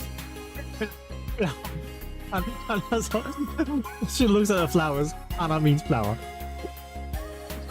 Sojo's self-introduction, however, was his usual brand of awkward. 宗十郎さん、いい名前ね。古風な感じで。名前に数字が入ってるとなんか日本人って感じがしない？ここの神父さんとかシスターの名前知ってる？エイリとかユイカとかなんか外国風なんだけど。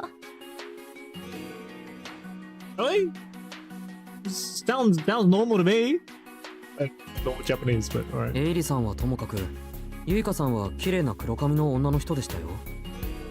あら、神父さんにはまだ会っていないのね。間教会の美形神父と美人姉妹って言ったら有名なんだけど。あ、そうか。さては君、最近引っ越してきたんでしょう。しかも一人暮らしと見たわ。そうですけど、花沢さんすごいですね。さっきからあまりにも的確な当てずっぽうです。いえいえ、推理と言ってくれたまえ。君ぐらいの子がアルバイトに精を出すほどこの町の娯楽は魅力的じゃないもの。遊ぶお金ならバイト一件で賄えちゃうわ。君は物欲のあるタイプじゃなさそうだし。 So like, Yurika sounds so Japanese, right? となるとこれはもう生活費のためと考えるのが健全でしょ。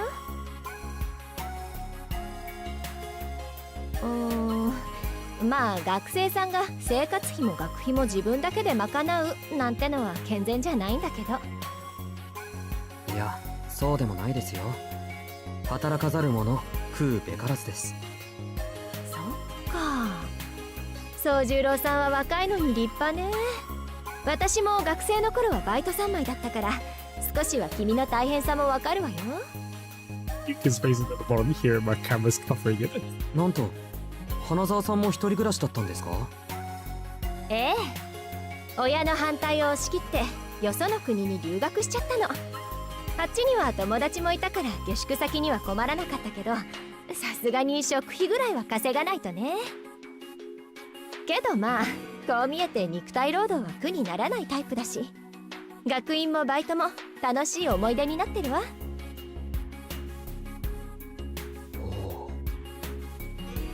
Sojo nodded agreeably. Yes, numbers in names makes it more Japanese. From now on, I'll change my to Yutini-san.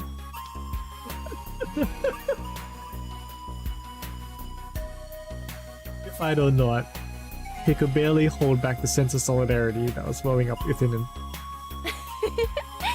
これも何かの縁だし、魚達さんではこれからお世話になりそうだし、頼りないだろうけど相談事があったらぜひ言ってね。精神面で力になるわ。ありがとうございます。じゃあ早速ですけど、ここは何をするところなんでしょう？ Sojiro said here, he pointed out the church. と Even Hana-san was taken aback by his question. Aware of Sojiro's provincial background, combined with her quick-witted nature, Hanazawa seemingly mistook his question for some kind of sophisticated wit. そうね。心の安全を扱っているというのはどうかしら。いえ、安全というよりは鎧？継ぎはぎのバリケード？とにかく本人はちっとも鍛えられないってことは同じよね。あとはパンとワインも分けてくれるわね。無料でですか？もちろん。止めるものは勝手に置いていくって話。あとはそっか、これが一番大きいんだけど、収入に税金がかからない。心の安全は扱いが難しいけど、きちんと売り物にできればノーリスクハイリターンよ。 Most important, recall their high income isn't taxed. Zero risk, high reward if you got a solid business plan. はあ、よくわからないですけど、ピンチの時はここに転がり込めばいいんですね。それはおすすめしないな。ご利用は月に1回、気休め程度にした方がいいと思う。squeaked as the two carefree souls continued to wipe down the windows. Whistling as they went, they shined up one window. そうだ、もう一つあります。ここから見えるあの森、何ですか？森？あの山の上にある森のこと？ですけど、あれは山じゃなくて丘と言うべきです。A hill and a mountain. As someone raised in the countryside, Sojourner's pride would not allow for a mound of dirt to be called a mountain. そう？あれはあれで結構登るのに体力使うんだけど。ま。If a shadow fell over her till now sunny disposition. She's had to climb up that mountain before, hey? She was undoubtedly a beautiful woman with very lovely features. Sojourner looked over her at that moment. Her smile melted away. Saw how disturbed she was at his comment. And when it comes down to it, あれは丘です。それとほら、ここから煙突みたいなの見えますけど。Sojourner was not one to look closely watch people's reactions and fuss over his speech. あれは本物の煙突よ。あの森は全部私有地なんだけど、その中にでっかい洋館が建っているの。でも私有地だから地元の人間も入ったことはないんじゃないかしら。通称クオンジのお化け屋敷ってね。近所の皆さんは気味悪がってるし、あんまり近寄らない方がいいんじゃない？あんな小さな森なのに遭難したとか野犬が出るとか物騒な話には事欠かないから。野犬って都会にも野犬？たくさんいるわよ。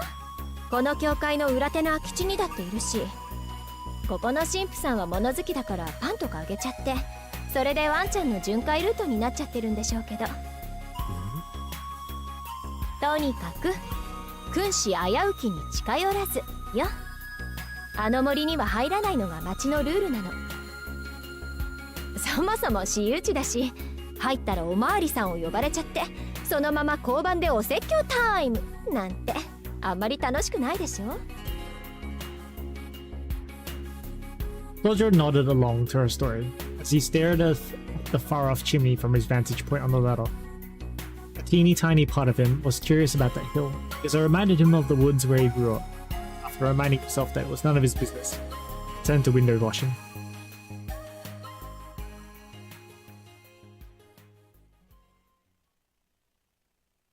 Thanks to Hanazawa lending a hand, they were able to finish the job without a hitch. Between the two of them, they had accomplished a simple but very time-consuming task. はい、ご苦労様でした。あれだけ砂まみれだった窓が見違えたわね。どう？これから適当な査点でお茶にしない？宗十郎さんの仕事っぷりに敬意を表して、私がはい、何か言いました？花沢さん。いや、ごめんなさい。休養を思い出しちゃった。花沢さんはここで失礼するのでした。チャオ。 By the time Sojourner, who had started putting away the ladder, turned around, he was able to catch a glimpse of the girl's figure dashing towards the street at lightning speed. It was just before 3 o'clock. More than 3 hours had passed since Hanazawa offered to help. Sojourner watched the girl with many strange faces disappear.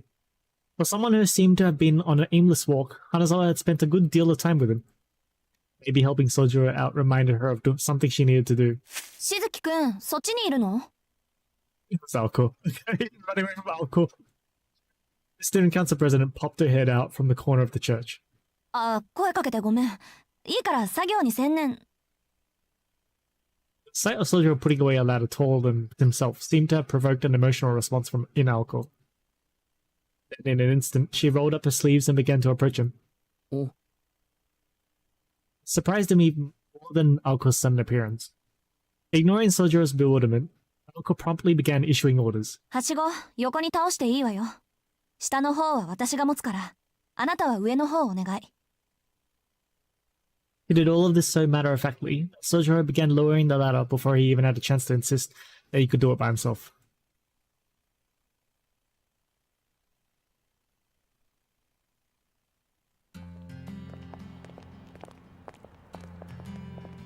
His work finished and the sisters' thank you gifts in hand, The two put the church behind them. Since Alco apparently had something to do around the station, they decided they would walk together until they got there. でも本当にアルバイト慣れしてるのね。 It's the orange-tinted guy. Alco spoke more as though she was expressing her thoughts out loud, than striking up the conversation. そうか。青崎から見てそうなら少しは嬉しいな。Sojiro gave her an earnest smile. But then again, he'd been beaming ever since he received his pay, so the source of his joy was not so clear. あのね、あなたは普段が問題ばっかりなんだから、あんまり調子に乗らないように。差し引きゼロっていうか、まだまだマイナスなんだから。うん。学校のことは言われると悲しくなる。Sojiro hung his head dejectedly. Even if his job had been going well, school was still a bust.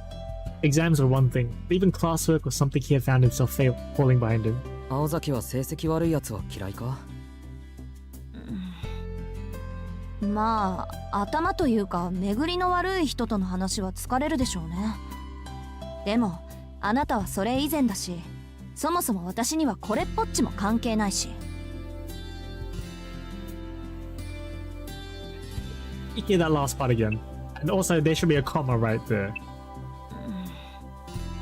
まあ、頭というか巡りの悪い人との話は疲れるでしょうね。でも、あなたはそれ以前だし、そもそも私にはこれっぽっちも関係ないし。Okay. でっかいハンデを何とかするのは先生たちの仕事で、それに応えるのはあなたの役目。アルバイトもいいけど、帰ったらきちんと予習やっときなさいよ。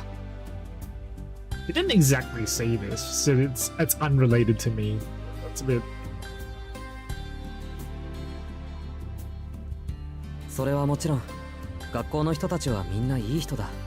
そう、ならいいけど、みんないい人？ Alco cocked her head to one side, unsure how this exchange had resulted in that response. He decided to interpret it as Sojiro simply expressing his gratitude in his own peculiar way. ところで、参考までに聞くんだけど、あなた、他にどんなバイトしてるの？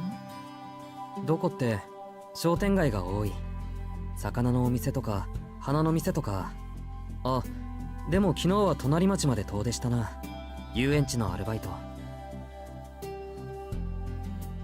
Since the only school authorized locations were in the Misaki shopping district, his response was much as she expected. But the amusement park? That is, except for the decidedly unexpected last part. Yeah. 遊園地ってヤシロギの？そう。使わなくなった看板とかオブジェとか解体して運び出したんだ。さすがに疲れたな、あれ。へえ。うん。それは体力勝負でしょうね。This left Alco rather impressed. Transporting unused amusement park machinery was not a job that students did willingly in their free time. でもいいな。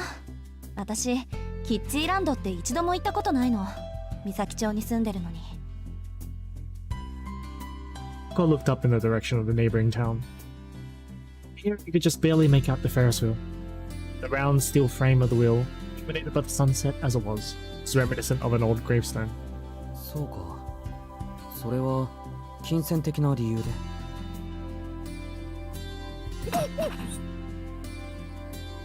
Alco had to stifle her laughter. He knew it would be rude to Sojiro to burst out laughing, but the remark tickled her funny bone. そういうんじゃなくて、単純にあれが開園してから立て込んでて遊びに行く暇がなかっただけよ。お金で解決する問題だったらそれこそ今すぐに行ってるわ。Alco showed Sojiro the envelope that contained the pay from the church.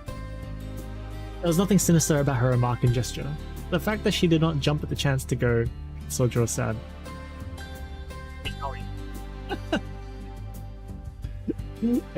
What's up? それなら今度行けばいいじゃないか。ありがとう。けどそれは無理な話。あんたのことだから気づいていないと思うけど、あれ潰れてるのよ。廃園になってからもう2年以上は経つんじゃない？なんと It's no wonder there were customers all the time he was there. Make sure it's not mewing. Exasperated as she was at Sojiro, the student council president seemed to be enjoying herself. At this point, she'll be yelling things at Sojiro like, "Can't believe you didn't know that." This evening, this one and only evening. She found it charming.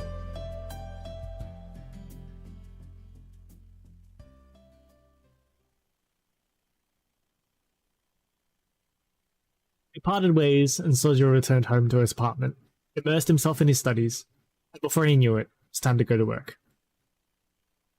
The major cultural difference, though certainly not the only point of difference between city and country, was the use of time.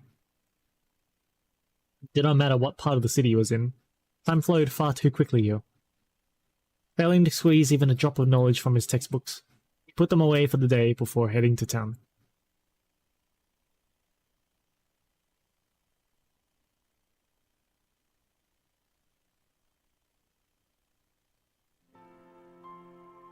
The night grew deeper as today turned into tomorrow. Sojiro reversed his collar to protect his neck from the bitter cold, and began to make his way back home.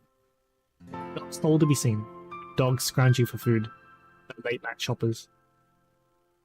Debbie. Solitary convenience store in the area closed at 11 o'clock. He mustered what little energy he had left to take in an especially deep breath. Man-made landmarks lined the deserted street. Garish blue fluorescent light, brighter than the stars above, illuminated the darkness. An unconscious sense of anxiety stirred within him. 情けない。夜が怖いのは当たり前じゃないか。 Chill crept up his spine as he attempted to mask his weakness with words. Stay out of the dark. Stay away from deserted places. But it was for some deeper reason, perhaps the fact that he looked so helpless. Everybody he had met in his life seemed to warn him with those words. そうは言ってもしょうがないし、だいたい What did that even mean, stay out of the dark? The city was without light. Everywhere, from the bustling train station to the remote residential areas, was illuminated by artificial light, at least the main roads. Scary was scary. This kind of fear was a different sort than what he'd felt in the mountains. The most likely source of his fear was the fact that this place was governed by starkly different rules. The way in which the city meted out justice was terribly imbalanced. To the provincial Sojiro, his lack of familiarity with the laws of the land terrified him far more than the dark. In the mountains, retribution came swiftly to those who broke the rules. Take a game trail, for example. Those who unwittingly trespassed on the animal kingdom's domain would, as a matter of course, be savaged by native wildlife. Accordingly, in Sojiro's mind, an offender paid the price for one's mistakes immediately.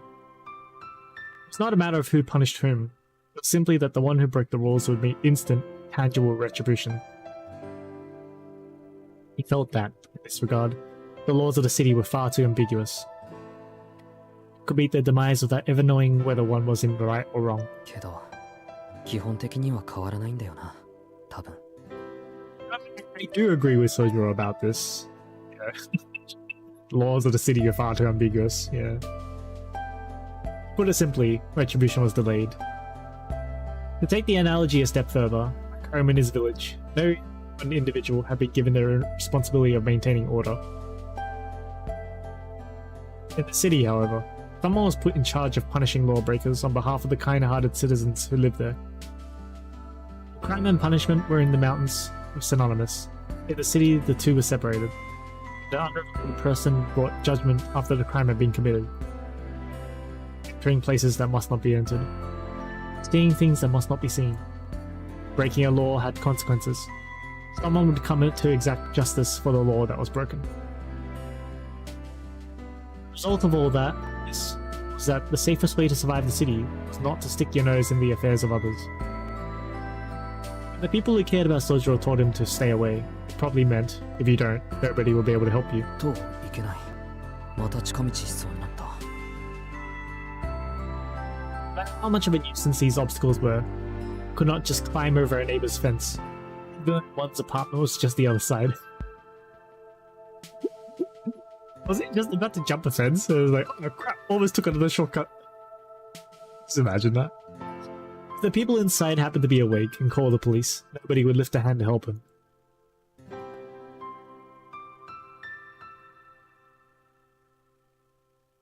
With his misguided view of the city, Sojiro once again ended his day in peace. Unable to fall asleep right away, he gazed out his window upon the night sky from the floor of his apartment. Cityscape had caused him to tremble in fear when he first moved here. The convenience of solving almost any problem with the flip of a switch. The novelty of living a walk away from a complete stranger. It all disappeared into the night sky when he looked up. Consciously, he recalled his own words. Dim stars. A cramped sky. Here there were no starry nights. Could he even survive here?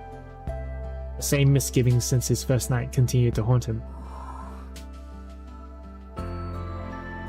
His eyelids fell shut.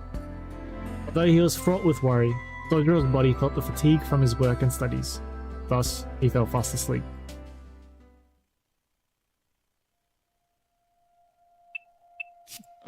Okay. 1, 2, 3, 4. Oh, it's unlocked now. Oh, there's still this one to unlock as well. Like, okay.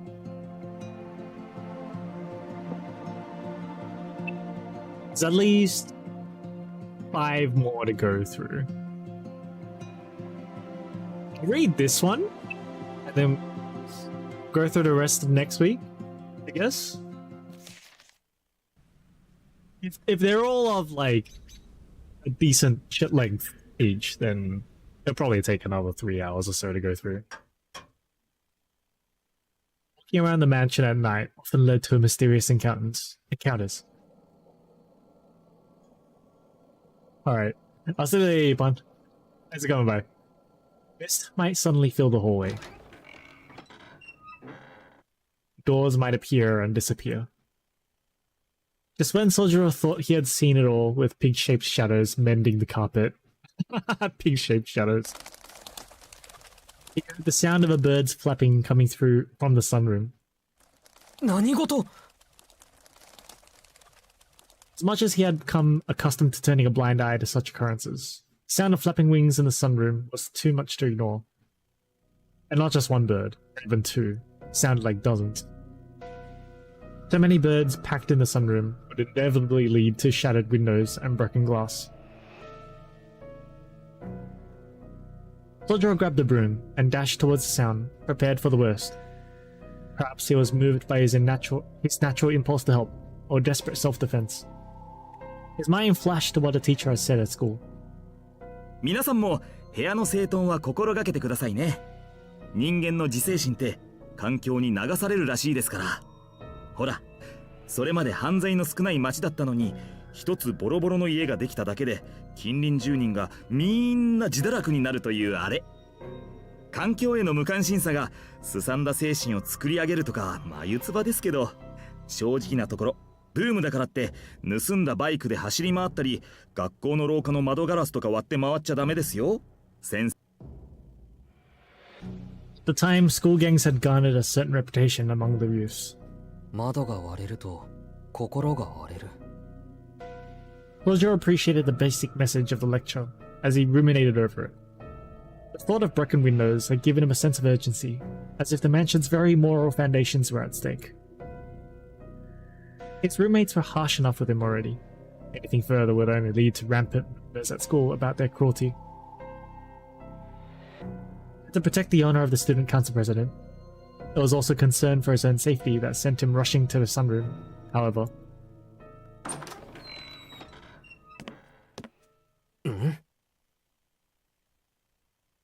Wasn't a bird to be seen, a chirp to be heard upon his arrival. あら。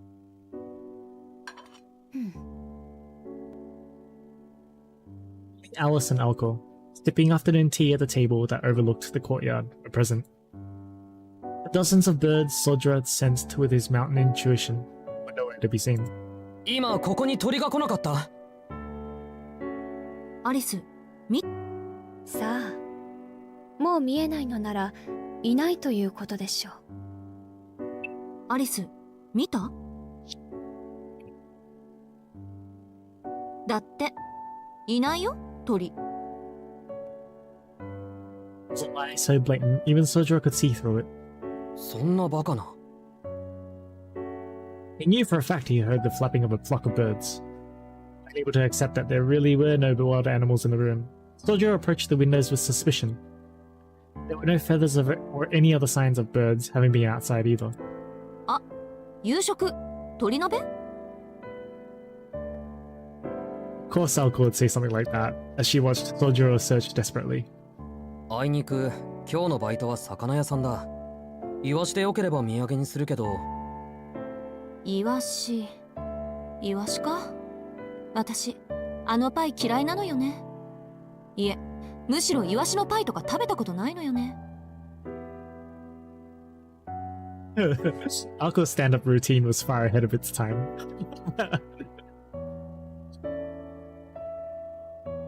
Soldier backed away from the window and begrudgingly left the sunroom.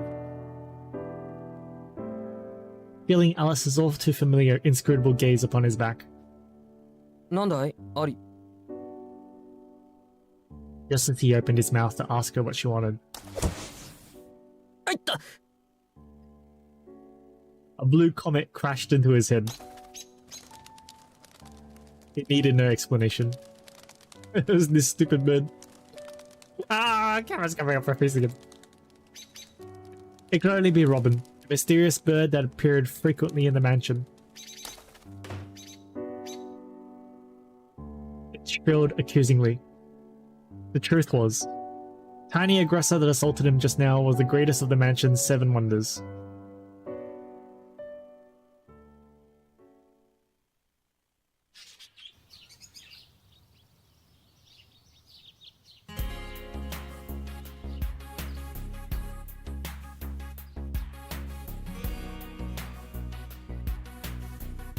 So still before his collar.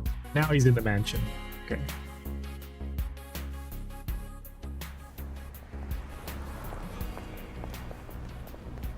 Soldier encountered all sorts of people along his route to work. Still new to city life, he found the crowds of people outside the station utterly fascinating.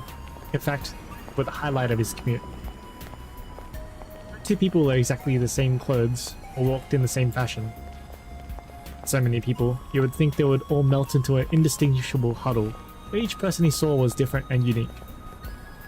Soldier was excited as a child as he looked out to the bustling, diverse streets of the city. いや。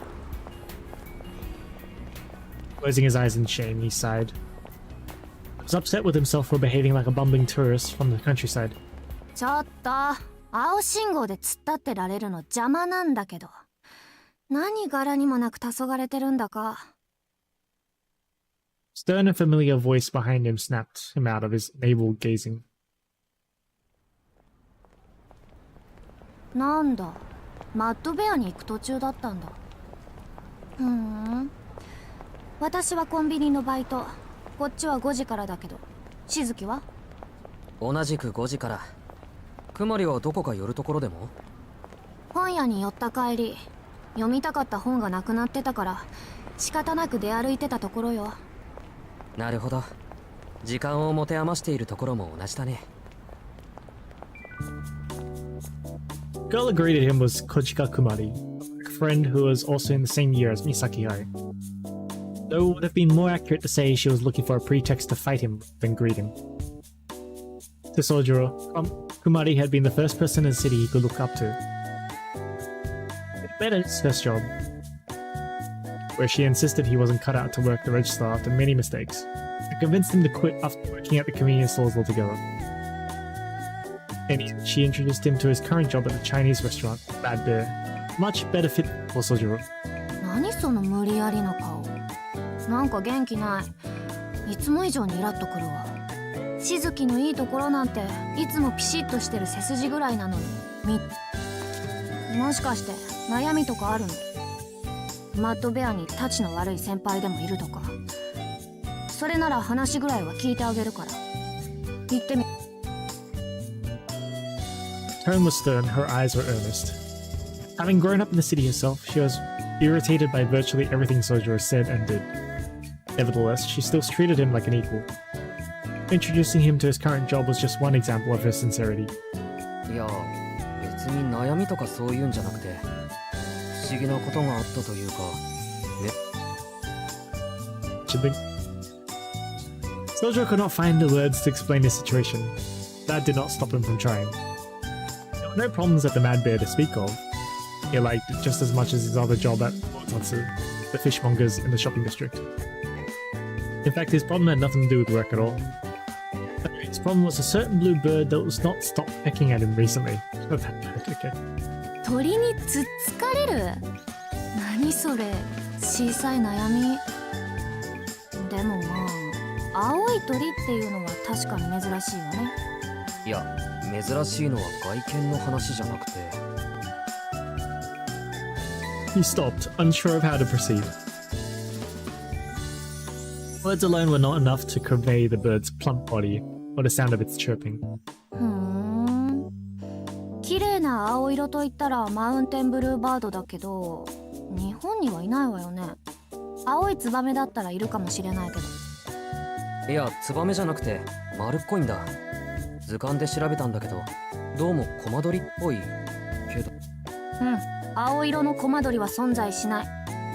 しずきは縁日の青ひよこって知ってる？知らないわよね。いい、そう面白い話じゃないから忘れて。それよりそのコマドリって1羽だけなの？ああ1羽だけだ。つがいは見当たらない。突然変異だとしたらちょっとかわいそうね。生まれた時から最後の1羽だなんて。孤独にも程があるわ。どんな鳥かは知らないけど、次に見かけたら優しくしてあげたら？自販機で10円を拾うぐらいの幸運は運んでくれるかもよ。The birds were perfectly kind. He could hardly sympathize with the creature after all the painful pecking to which it had subjected him. He wouldn't have called the bird lonely before. いいじゃない、小鳥1羽ぐらい。そりゃ都会で鳥につつかれるのは珍しいけど、いい方の珍事よそれ。これがゴミ袋を漁るカラスの大群だったら困りものでしょうけど。そういえば他にも気になることが。Example had reminded him of the mystery of the disappearing birds at the mansion. A stranger than strange event. 実は今あそこに見える丘に住んでるんだけど、出るんだ大量のムクドリが頻繁に。そのくせ街に出ると見かけない。当たり前でしょう。街じゃ鳥なんて見かけないし、あそこは山だから動物は多いんじゃない？それよりあなた、あの山に引っ越したの？前のアパートは引き払ったって聞いてたけど。学校まで通うの大変じゃない。なんだってあんな偏僻なところに。ちょっとした成り行きだよ。それに通うのは大変じゃない。大変なのは中の話なんだ。It took 30 minutes to reach town on foot. 40 minutes to the nearest convenience store would be the real kicker for most people. For Sojiro, it was no inconvenience. The real problem was the dark forces beyond human understanding lurked within the grounds.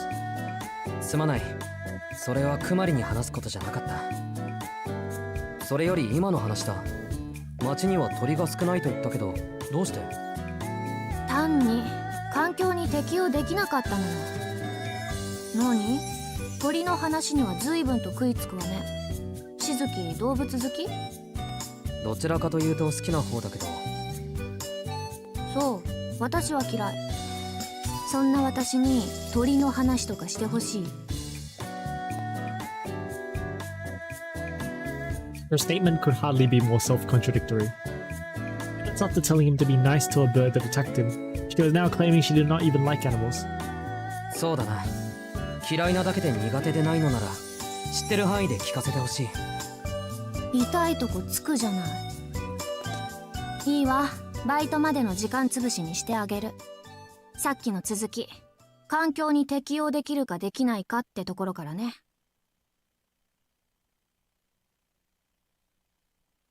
今でこそこんなだけど、岬はここまで大きな町じゃなかったんだって。昔はその半分が森だったから、彼らはもともと森に適した生活をしていたのよ。The way Kumari addressed them was of note. Whether she liked them or not, she seemed to at least have some respect for them. でも近代化した町じゃ自然のサイクルも成り立たない。人間ってのはまず環境を自分たちの都合に変えるから。やぶかが多いってことで小さな川の流れを変えたり、町中コンクリートで塗り固めちゃえば鳥的にはお手上げよ。虫も森も少ないんじゃもう山に逃げるしかない。彼らは故郷を追われてこの森から山に移った。人間にとって都合のいい町は鳥たちが生きるコロニーにはなり得ないから。そんなことぐらいで減るものか。その姿を見なくなるぐらいに。そこまで極端じゃないとは思う。現にあなただってムクドリを見てるでしょ。比較の問題よ。町には人間が多いから鳥の姿は余計希少に感じるだけ。たまに見かけるだけで珍しいと思えるぐらいにね。ああ、確かに。じゃあ鳥は町からいなくなっただけであの山に移り住んで。Humans might not be able to see them in day-to-day life. They were alive and well nonetheless. Their habitat and lifestyle changed with the times, and never truly disappeared. Sojo's sense of relief was sharply disrupted by a serious look from Kumari. あの山に天敵がいなければね。人間の手による乱獲か、移った先にいる生態系との衝突か。どちらにせよ、居場所を失った彼らの寿命は短いと思う。一世紀持てばいい方かもしれない。旅行鳩の例もあるし、気がついた時には取り返しつかないのが動物と人間の関係よ。旅行鳩？そう、旅行鳩。体長は40センチほどもある大型の綺麗な鳥。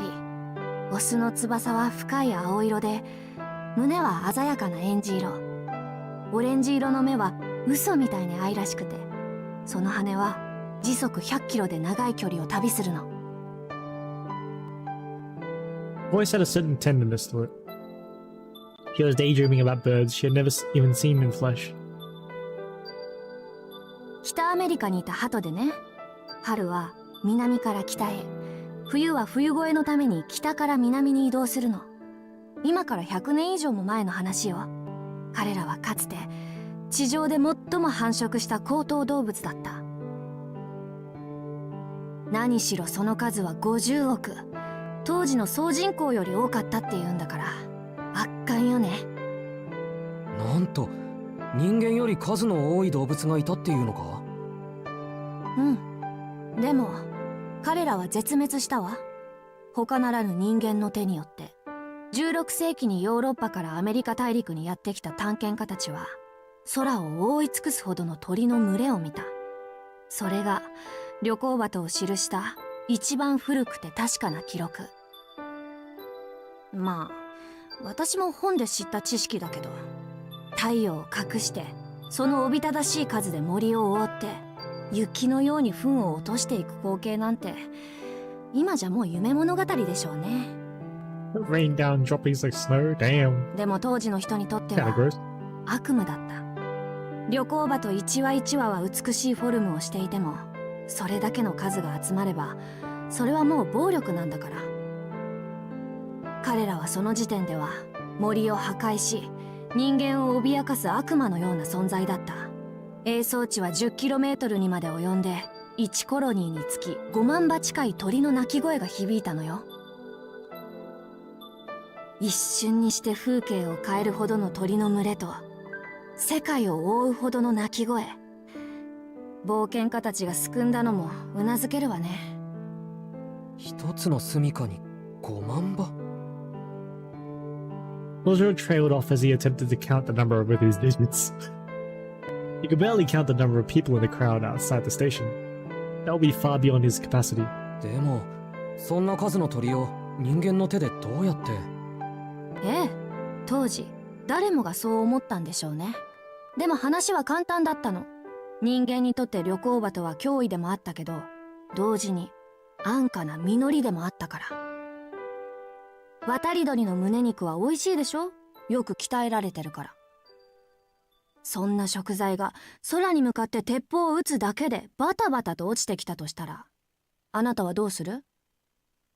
まあ、身も蓋もないことを言えば、旅行鳩って鳥は簡単にお金にできる生き物だった。かくして狩りは延々と続けられた。落ちた鳥は羽をむしられて塩漬けの樽に押し込まれて次々と出荷された。それはもう狩りですらなかった。ただの消費。人間側は労働の実感も作業の手間すら感じなくなっていた。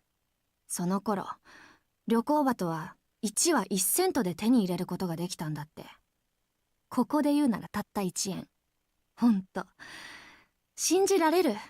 その国最小の通貨1枚で売買される命が、この地球にはあったなんて。Mamali spoke as if reciting from a textbook. Her voice nonetheless had a certain darkness to it. Was it pity for slain birds or disgust for her fellow men? Either way, the passenger pigeon's fate was a cruel joke carried out by humanity. Typical, some might say. Poor soldier had yet to comprehend just how typical that side of humanity was. けど、それはまだまだ序の口で、本番は19世紀に入ってからだった。人間の旅行鳩狩りはますます熱狂していった。学校で習ったでしょ？ゴールドラッシュ。南北戦争を経て、アメリカ合衆国は急激に成長していく。西欧からの移民は増え続け、1870年には4000万もの人口に達していたわ。そんな移民たちの胃袋と財布を満たす材料として、旅行鳩は最高の獲物だった。で、もっと最悪なことに、人間は工夫する生き物だった。彼らはより早く、より多く、より簡単に旅行鳩を乱獲する手段を競い合った。目をつぶした鳩をおとりにして、集団を誘い込んで、1日で1万羽以上捕らえたやつさえいた。それでも彼らは、乱獲に疑問すら持たなかった。繁殖と狩猟のバランスは、誰が見ても、明らかに狂っていたのに。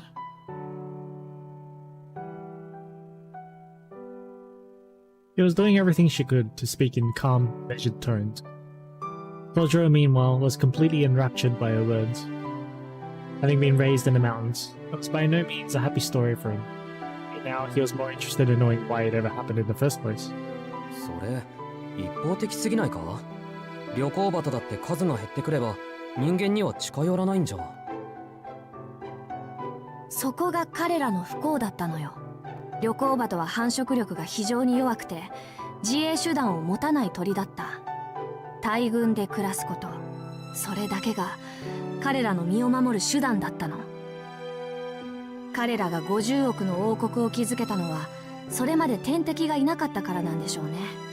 先住民であるインディアンも彼らを乱獲することはなかったというし、けど入植者たちは自然のサイクルには点で疎かった。何よりあのおびただしい数の鳥が絶滅するなんて夢にも思わなかった。旅行鳩にしたら晴天の霹靂よ。まさか何世紀も遅れて海の向こうから天敵がやってくるなんて。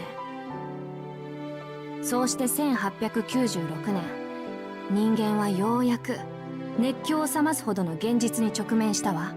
たったの25万羽。それが確認された旅行鳩の総数。何もかも手遅れよ。急いで保護法が作られたけど、人間の習慣はそう簡単には変わらないわ。あるいは狩人たちはこう思ったのかもしれない。まだ25万羽もいるじゃないか。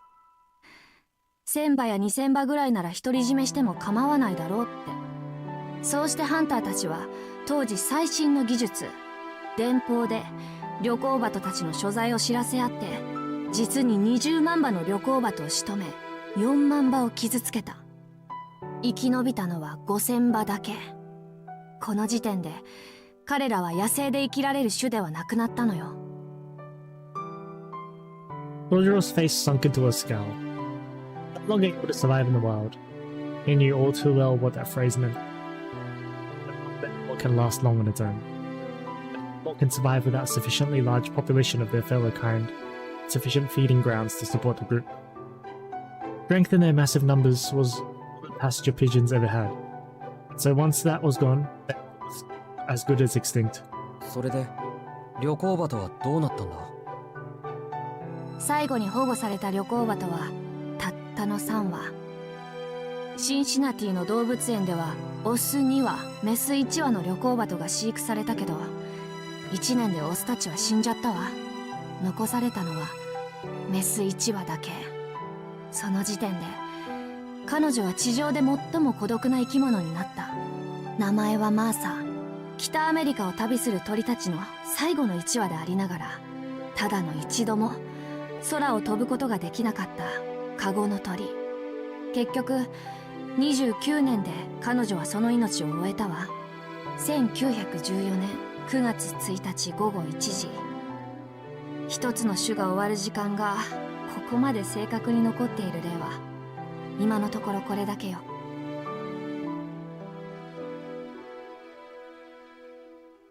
The story of 5 billion deaths had finally come to an end. The birds had been swallowed up by the machinations of human civilization. Kumari had intended to show her sympathy for the lost species. The emotional impact had clearly been all but lost on Sojiro. 意外。できるだけ私的に語ったつもりだけど、受け悪いみたい。山育ちのあなたには憤慨物の話だと思ったのに。え？いや、すごい話だったけど、整理がつかなくて。当時の人たちは自分たちの手で減らしておいたのに、なんで最後は保護したのかって。Kumari stared blankly at him, her brows raised high. What he likely meant to ask was why humans would protect the last of a species they themselves had hunted into extinction. Kumari could hardly be blamed for her bewilderment. Having been raised in a city, she failed to recognize the danger inherent in his cluelessness. He felt neither anger towards humans, for their base selfishness, or sympathy for the birds, remained in their natural habitat, even at the cost of their lives. His upbringing had not provided him with the necessary sense of self-righteousness to produce feelings in either direction. 相変わらずよくわかんないやつ。まあ、私が言いたかったのは、どんなに強く美しく見えても、居場所から追われた生き物は儚いってこと。しずきくん、あなたが見た鳥は、その最後の1羽かもしれないわよ。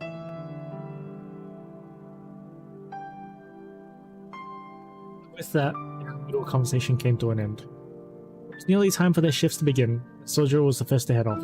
らしくない。何熱く語ってたんだろう、私。Kumari remained in the park after Sojiro left. Martha, last of his species. He had not been referring to a blue bird when she mentioned Martha, but... やめやめ。珍しいから特別視するとか、バカみたいだし。He rubbed the back of her head, apparently angry at herself for getting involved in something that was none of her business. She and Sojiro were not even in the same class at school. He was a total stranger as far as she was concerned. The more something bothered her, the more she felt compelled to investigate it. It's a personal quirk of hers, and the only reason she had gotten so worked up about the passenger pigeons. Kumari's well-groomed brow furrowed. She had only spoken to Sojiro to make sure he was doing okay at the Mad Bear. Maybe it was that she had been strangely drawn to him. The more they spoke in, the more she felt drawn to him. まあ、見てて頼りないってのが一番だろうけど。話してみるとしっかりしすぎてるのよね、彼。Amidst her muttered complaints, she recalled their conversation upon parting. で、少しは街に慣れた？ To which he had given a weak shake of his head. 全然。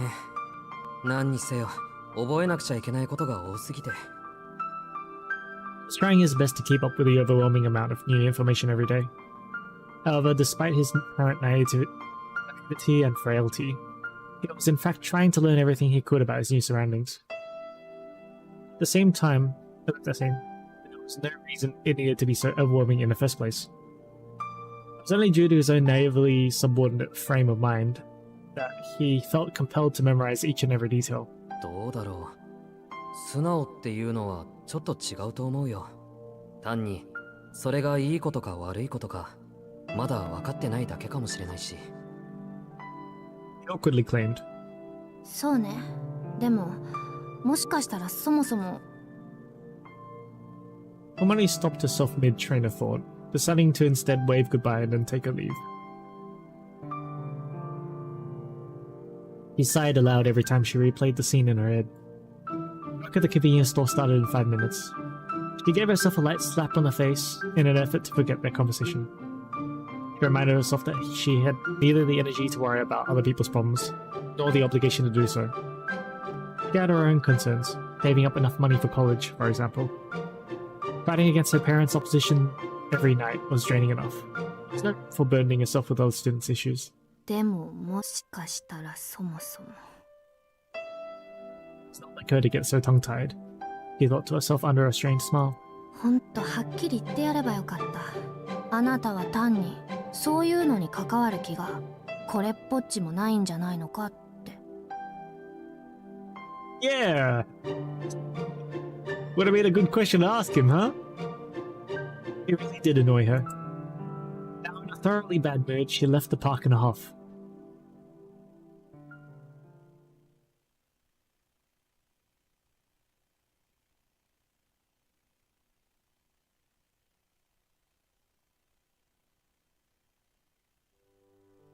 Sojiro entered the drawing room after work with a gift of sardines for his roommates. He came face to face with Alice sitting on the sofa. や、こんばんはアリス。A sense of familiarity to be able to say hi when entering the mansion still eluded Sojiro. He went straight into the kitchen to fill a bucket with water to keep the sardines fresh. The icy stare on his back sent him anxiously to the refrigerator instead. 台所にバケツはダメなんだな。Calmly accepting the change in plans, he shoved the sardines into the fridge and peeked back into the drawing room. アリス、青崎は？さあ、自分の部屋にいるか出かけているんでしょう。Why was curt. He nodded and got to work cleaning the kitchen. There was nothing in particular he wanted to say to her, but also sensed that it would not be a good idea to start the conversation needlessly. So he tidied up the sink area, pushed the cutting board, wiped down the knives, put away the cutlery so they could easily be found. Black eyes monitored every action in his streamlined workflow. That even most seasoned housekeeper would be envious of. She barely noticed her gaze before too long. He bent over to store a large pot under the sink when it happened. As he began to stand back up, he locked eyes with Alice, and then... 今すぐロビーに顔を貸せっせ What? Bird? Before he could make another move, he felt something slam into the back of his head, a bright shock of blue. He knew what it was without looking. It could only be the mansion's blue robin. 洋館に戻ってくるなり、コマ鳥に呼び出される。Did he hear the bird's voice this time? Sojiro muttered under his breath. It was a rare situation that made Sojiro feel like complaining. 小僧、ちょっとそこに座れっす。Robin chirped in its shrill tone. You see, this little creature that loved to attack Sojiro so, was the greatest of the mansion's many wonders. And with good reason. 舐めてるっすね。自分コマ鳥だって舐めてるっすね。ところで、鶏鍋ってどういうことっすか？それ美味しいっすか？今度見舞ってほしいっす。Like so.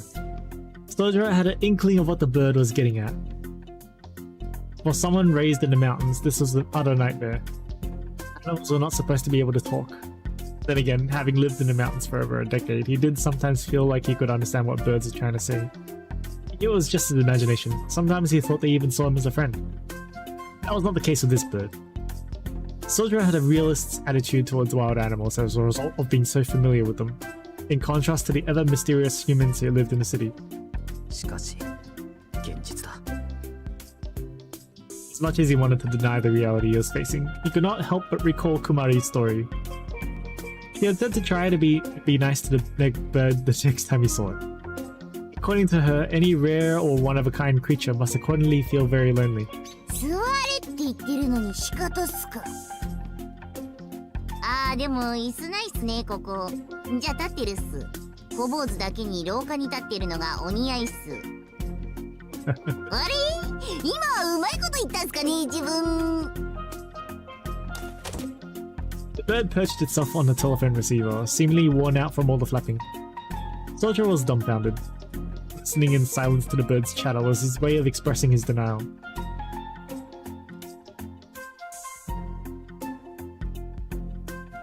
自分長いっす。プロイ歴長いっすよ。マイ女神の頃からアリスさんに仕えてるっす。なんで青いかとかどうでもいいっす。He'll dork a bird up. 特技はズバリ探偵役と被害者役。でも探偵である自分が真っ先にコロコロするんで、誰が自分を殺したか結局誰もわからないっす。プロイ、待ってくれ。それには聞き覚えがある。プロイって何なんだ？何なんだと言われても困るっす。エロいとか役いいとかの最上級じゃないっすか。Lastly, the conversation began between the two most powerless residents of the Koenji estate. Humankind and birdkind, able to understand one another after all. Soldier was tired of letting the bird get to him, fully aware that ignoring it took more energy than it was worth. Filled with a sense of resignation, by the time he finally did make an attempt to interject, both parties' guards were firmly down. One bird stand-up comedy. Soldier was focused on how rare the bird was. Robin was focused on his own showdown with his rival that was to be eliminated at all costs. いいっすよ細けいことは。そんなことよりマイ天使アリスさんの話をするっす。マイ天使アリスさん。なんと、アリスって天使なのか。It's an impressive sign of progress that he did not need to ask what an angel was. ヒュース。自分にとって天使のような存在ってことっす。下界の喧騒とか自分の言葉をガン無視するところとかマジ天使。 So the bird is jealous of Alice giving her attention to Soldier. アリスさんは神聖不可侵にして冷酷非道。マイ女神であったところの母君とはちょっと毛色が違うっす。 Adamant kink. 正直母君ちょっと育て方間違ったっすね。そうか。そりゃアリスにもお母さんはいるんだよな。この家にはいないようだけど。イエス。悲しいことに見まかられたっす。あの頃は前衛の鳥が鳴いたっす。アリスさんに負けないぐらい美しかったっす。あとでアルバムとか見るっすか。6ペンスで手を打つっすよ。You like those sixpence? いや、そういうのは本人の許しがないと。Soldier said earnestly as he tilted his head. The reason for his unease was also due to the fact that he had grown more interested in Alice than before. Despite his detached and passive attitude, he was still a young man like any other, after all. イエス、それはそうっすね。お前シャバ像の割にいいこと言うっす。人の過去花とかみだりにしちゃいけないっす。ところでアリスさんの子供時代の話とかしていいっすか。自分シャバ像の知らねえアリスさんを赤裸々にアピールして精神的上位に立ちたいっす。あ、いや、だからそういう話は。安心しろっす。アリスさんには黙っておいてやるっすから。That's a trap. He's trying to trap Soldier for sure. まずはあれっすね。自分とアリスさんが初めて出会った時のメモリーを聞くっすよ。アリスさんああ見えて友達一人しかいなかったっすから、もっぱら自分が話し相手っつうか。ほら壁相手にカコーンカコーンってピンポン玉打ち返すゲーム、あんな感じっす。アリスさんのメモリーはおよそ14年分。じゃあ1年目から行くっすよ。Alice appears directly behind Robin as CG. Oh, she definitely is. いや、だから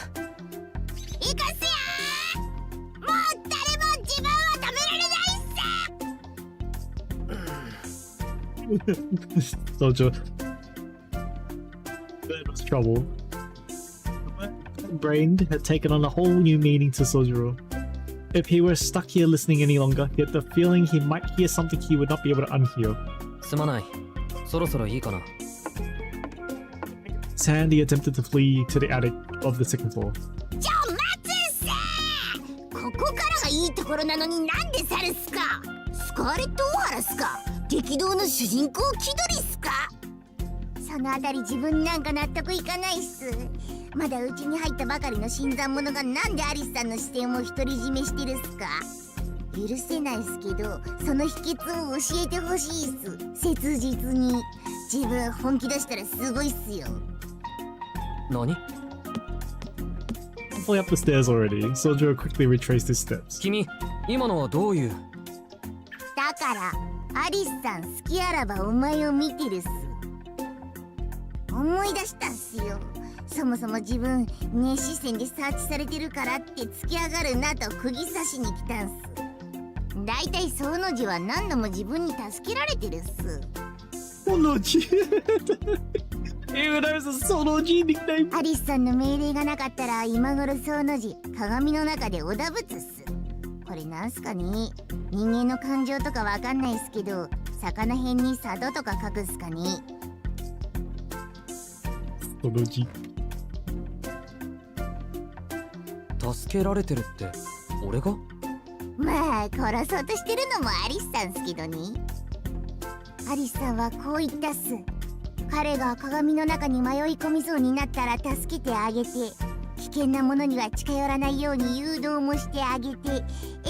でも思い上がらないことね、しずきくん。別にあんたのことが心配なわけじゃない。The hand. It happened in a flash. With a swift, unhesitating strike of her hand, Alice squashed the bird right then and there as it sat on the telephone receiver stand in the foyer. The pressed palm continued to pin it down. The bird's crushed form resembled a bright rubber ball, like what a child might play with. アリスさんくらいっす。そして痛い。体中の血液がくちばしからこう右方向に流れていく感覚とか。Bird raised a mighty uproar. これの言うことは気にしないで。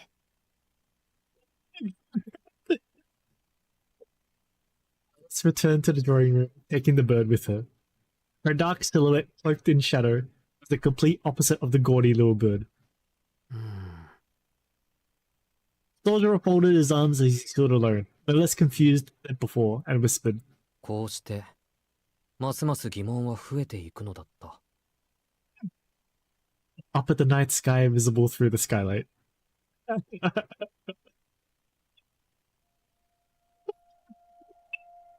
They're actually hilarious.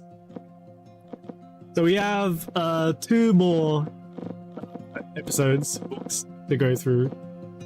We'll do that next week. So we actually went through a decent amount of content. 4 hours. The first was okay. First I thought it was only 10 minutes, but I'm glad there's more to go through. Well, we'll call it there for today. Thanks for joining, Huden. We're still in. I don't know if you guys are still here. Anyone else is here. Or if anyone else is watching afterwards. We'll be back with some more Witch the Holiday next week. I'm not sure what I'm going to be doing throughout the week yet. Probably going to be playing HBR. I need to do some gacha, so we can do it on Tuesday. Okay, guys, I'll see you guys later.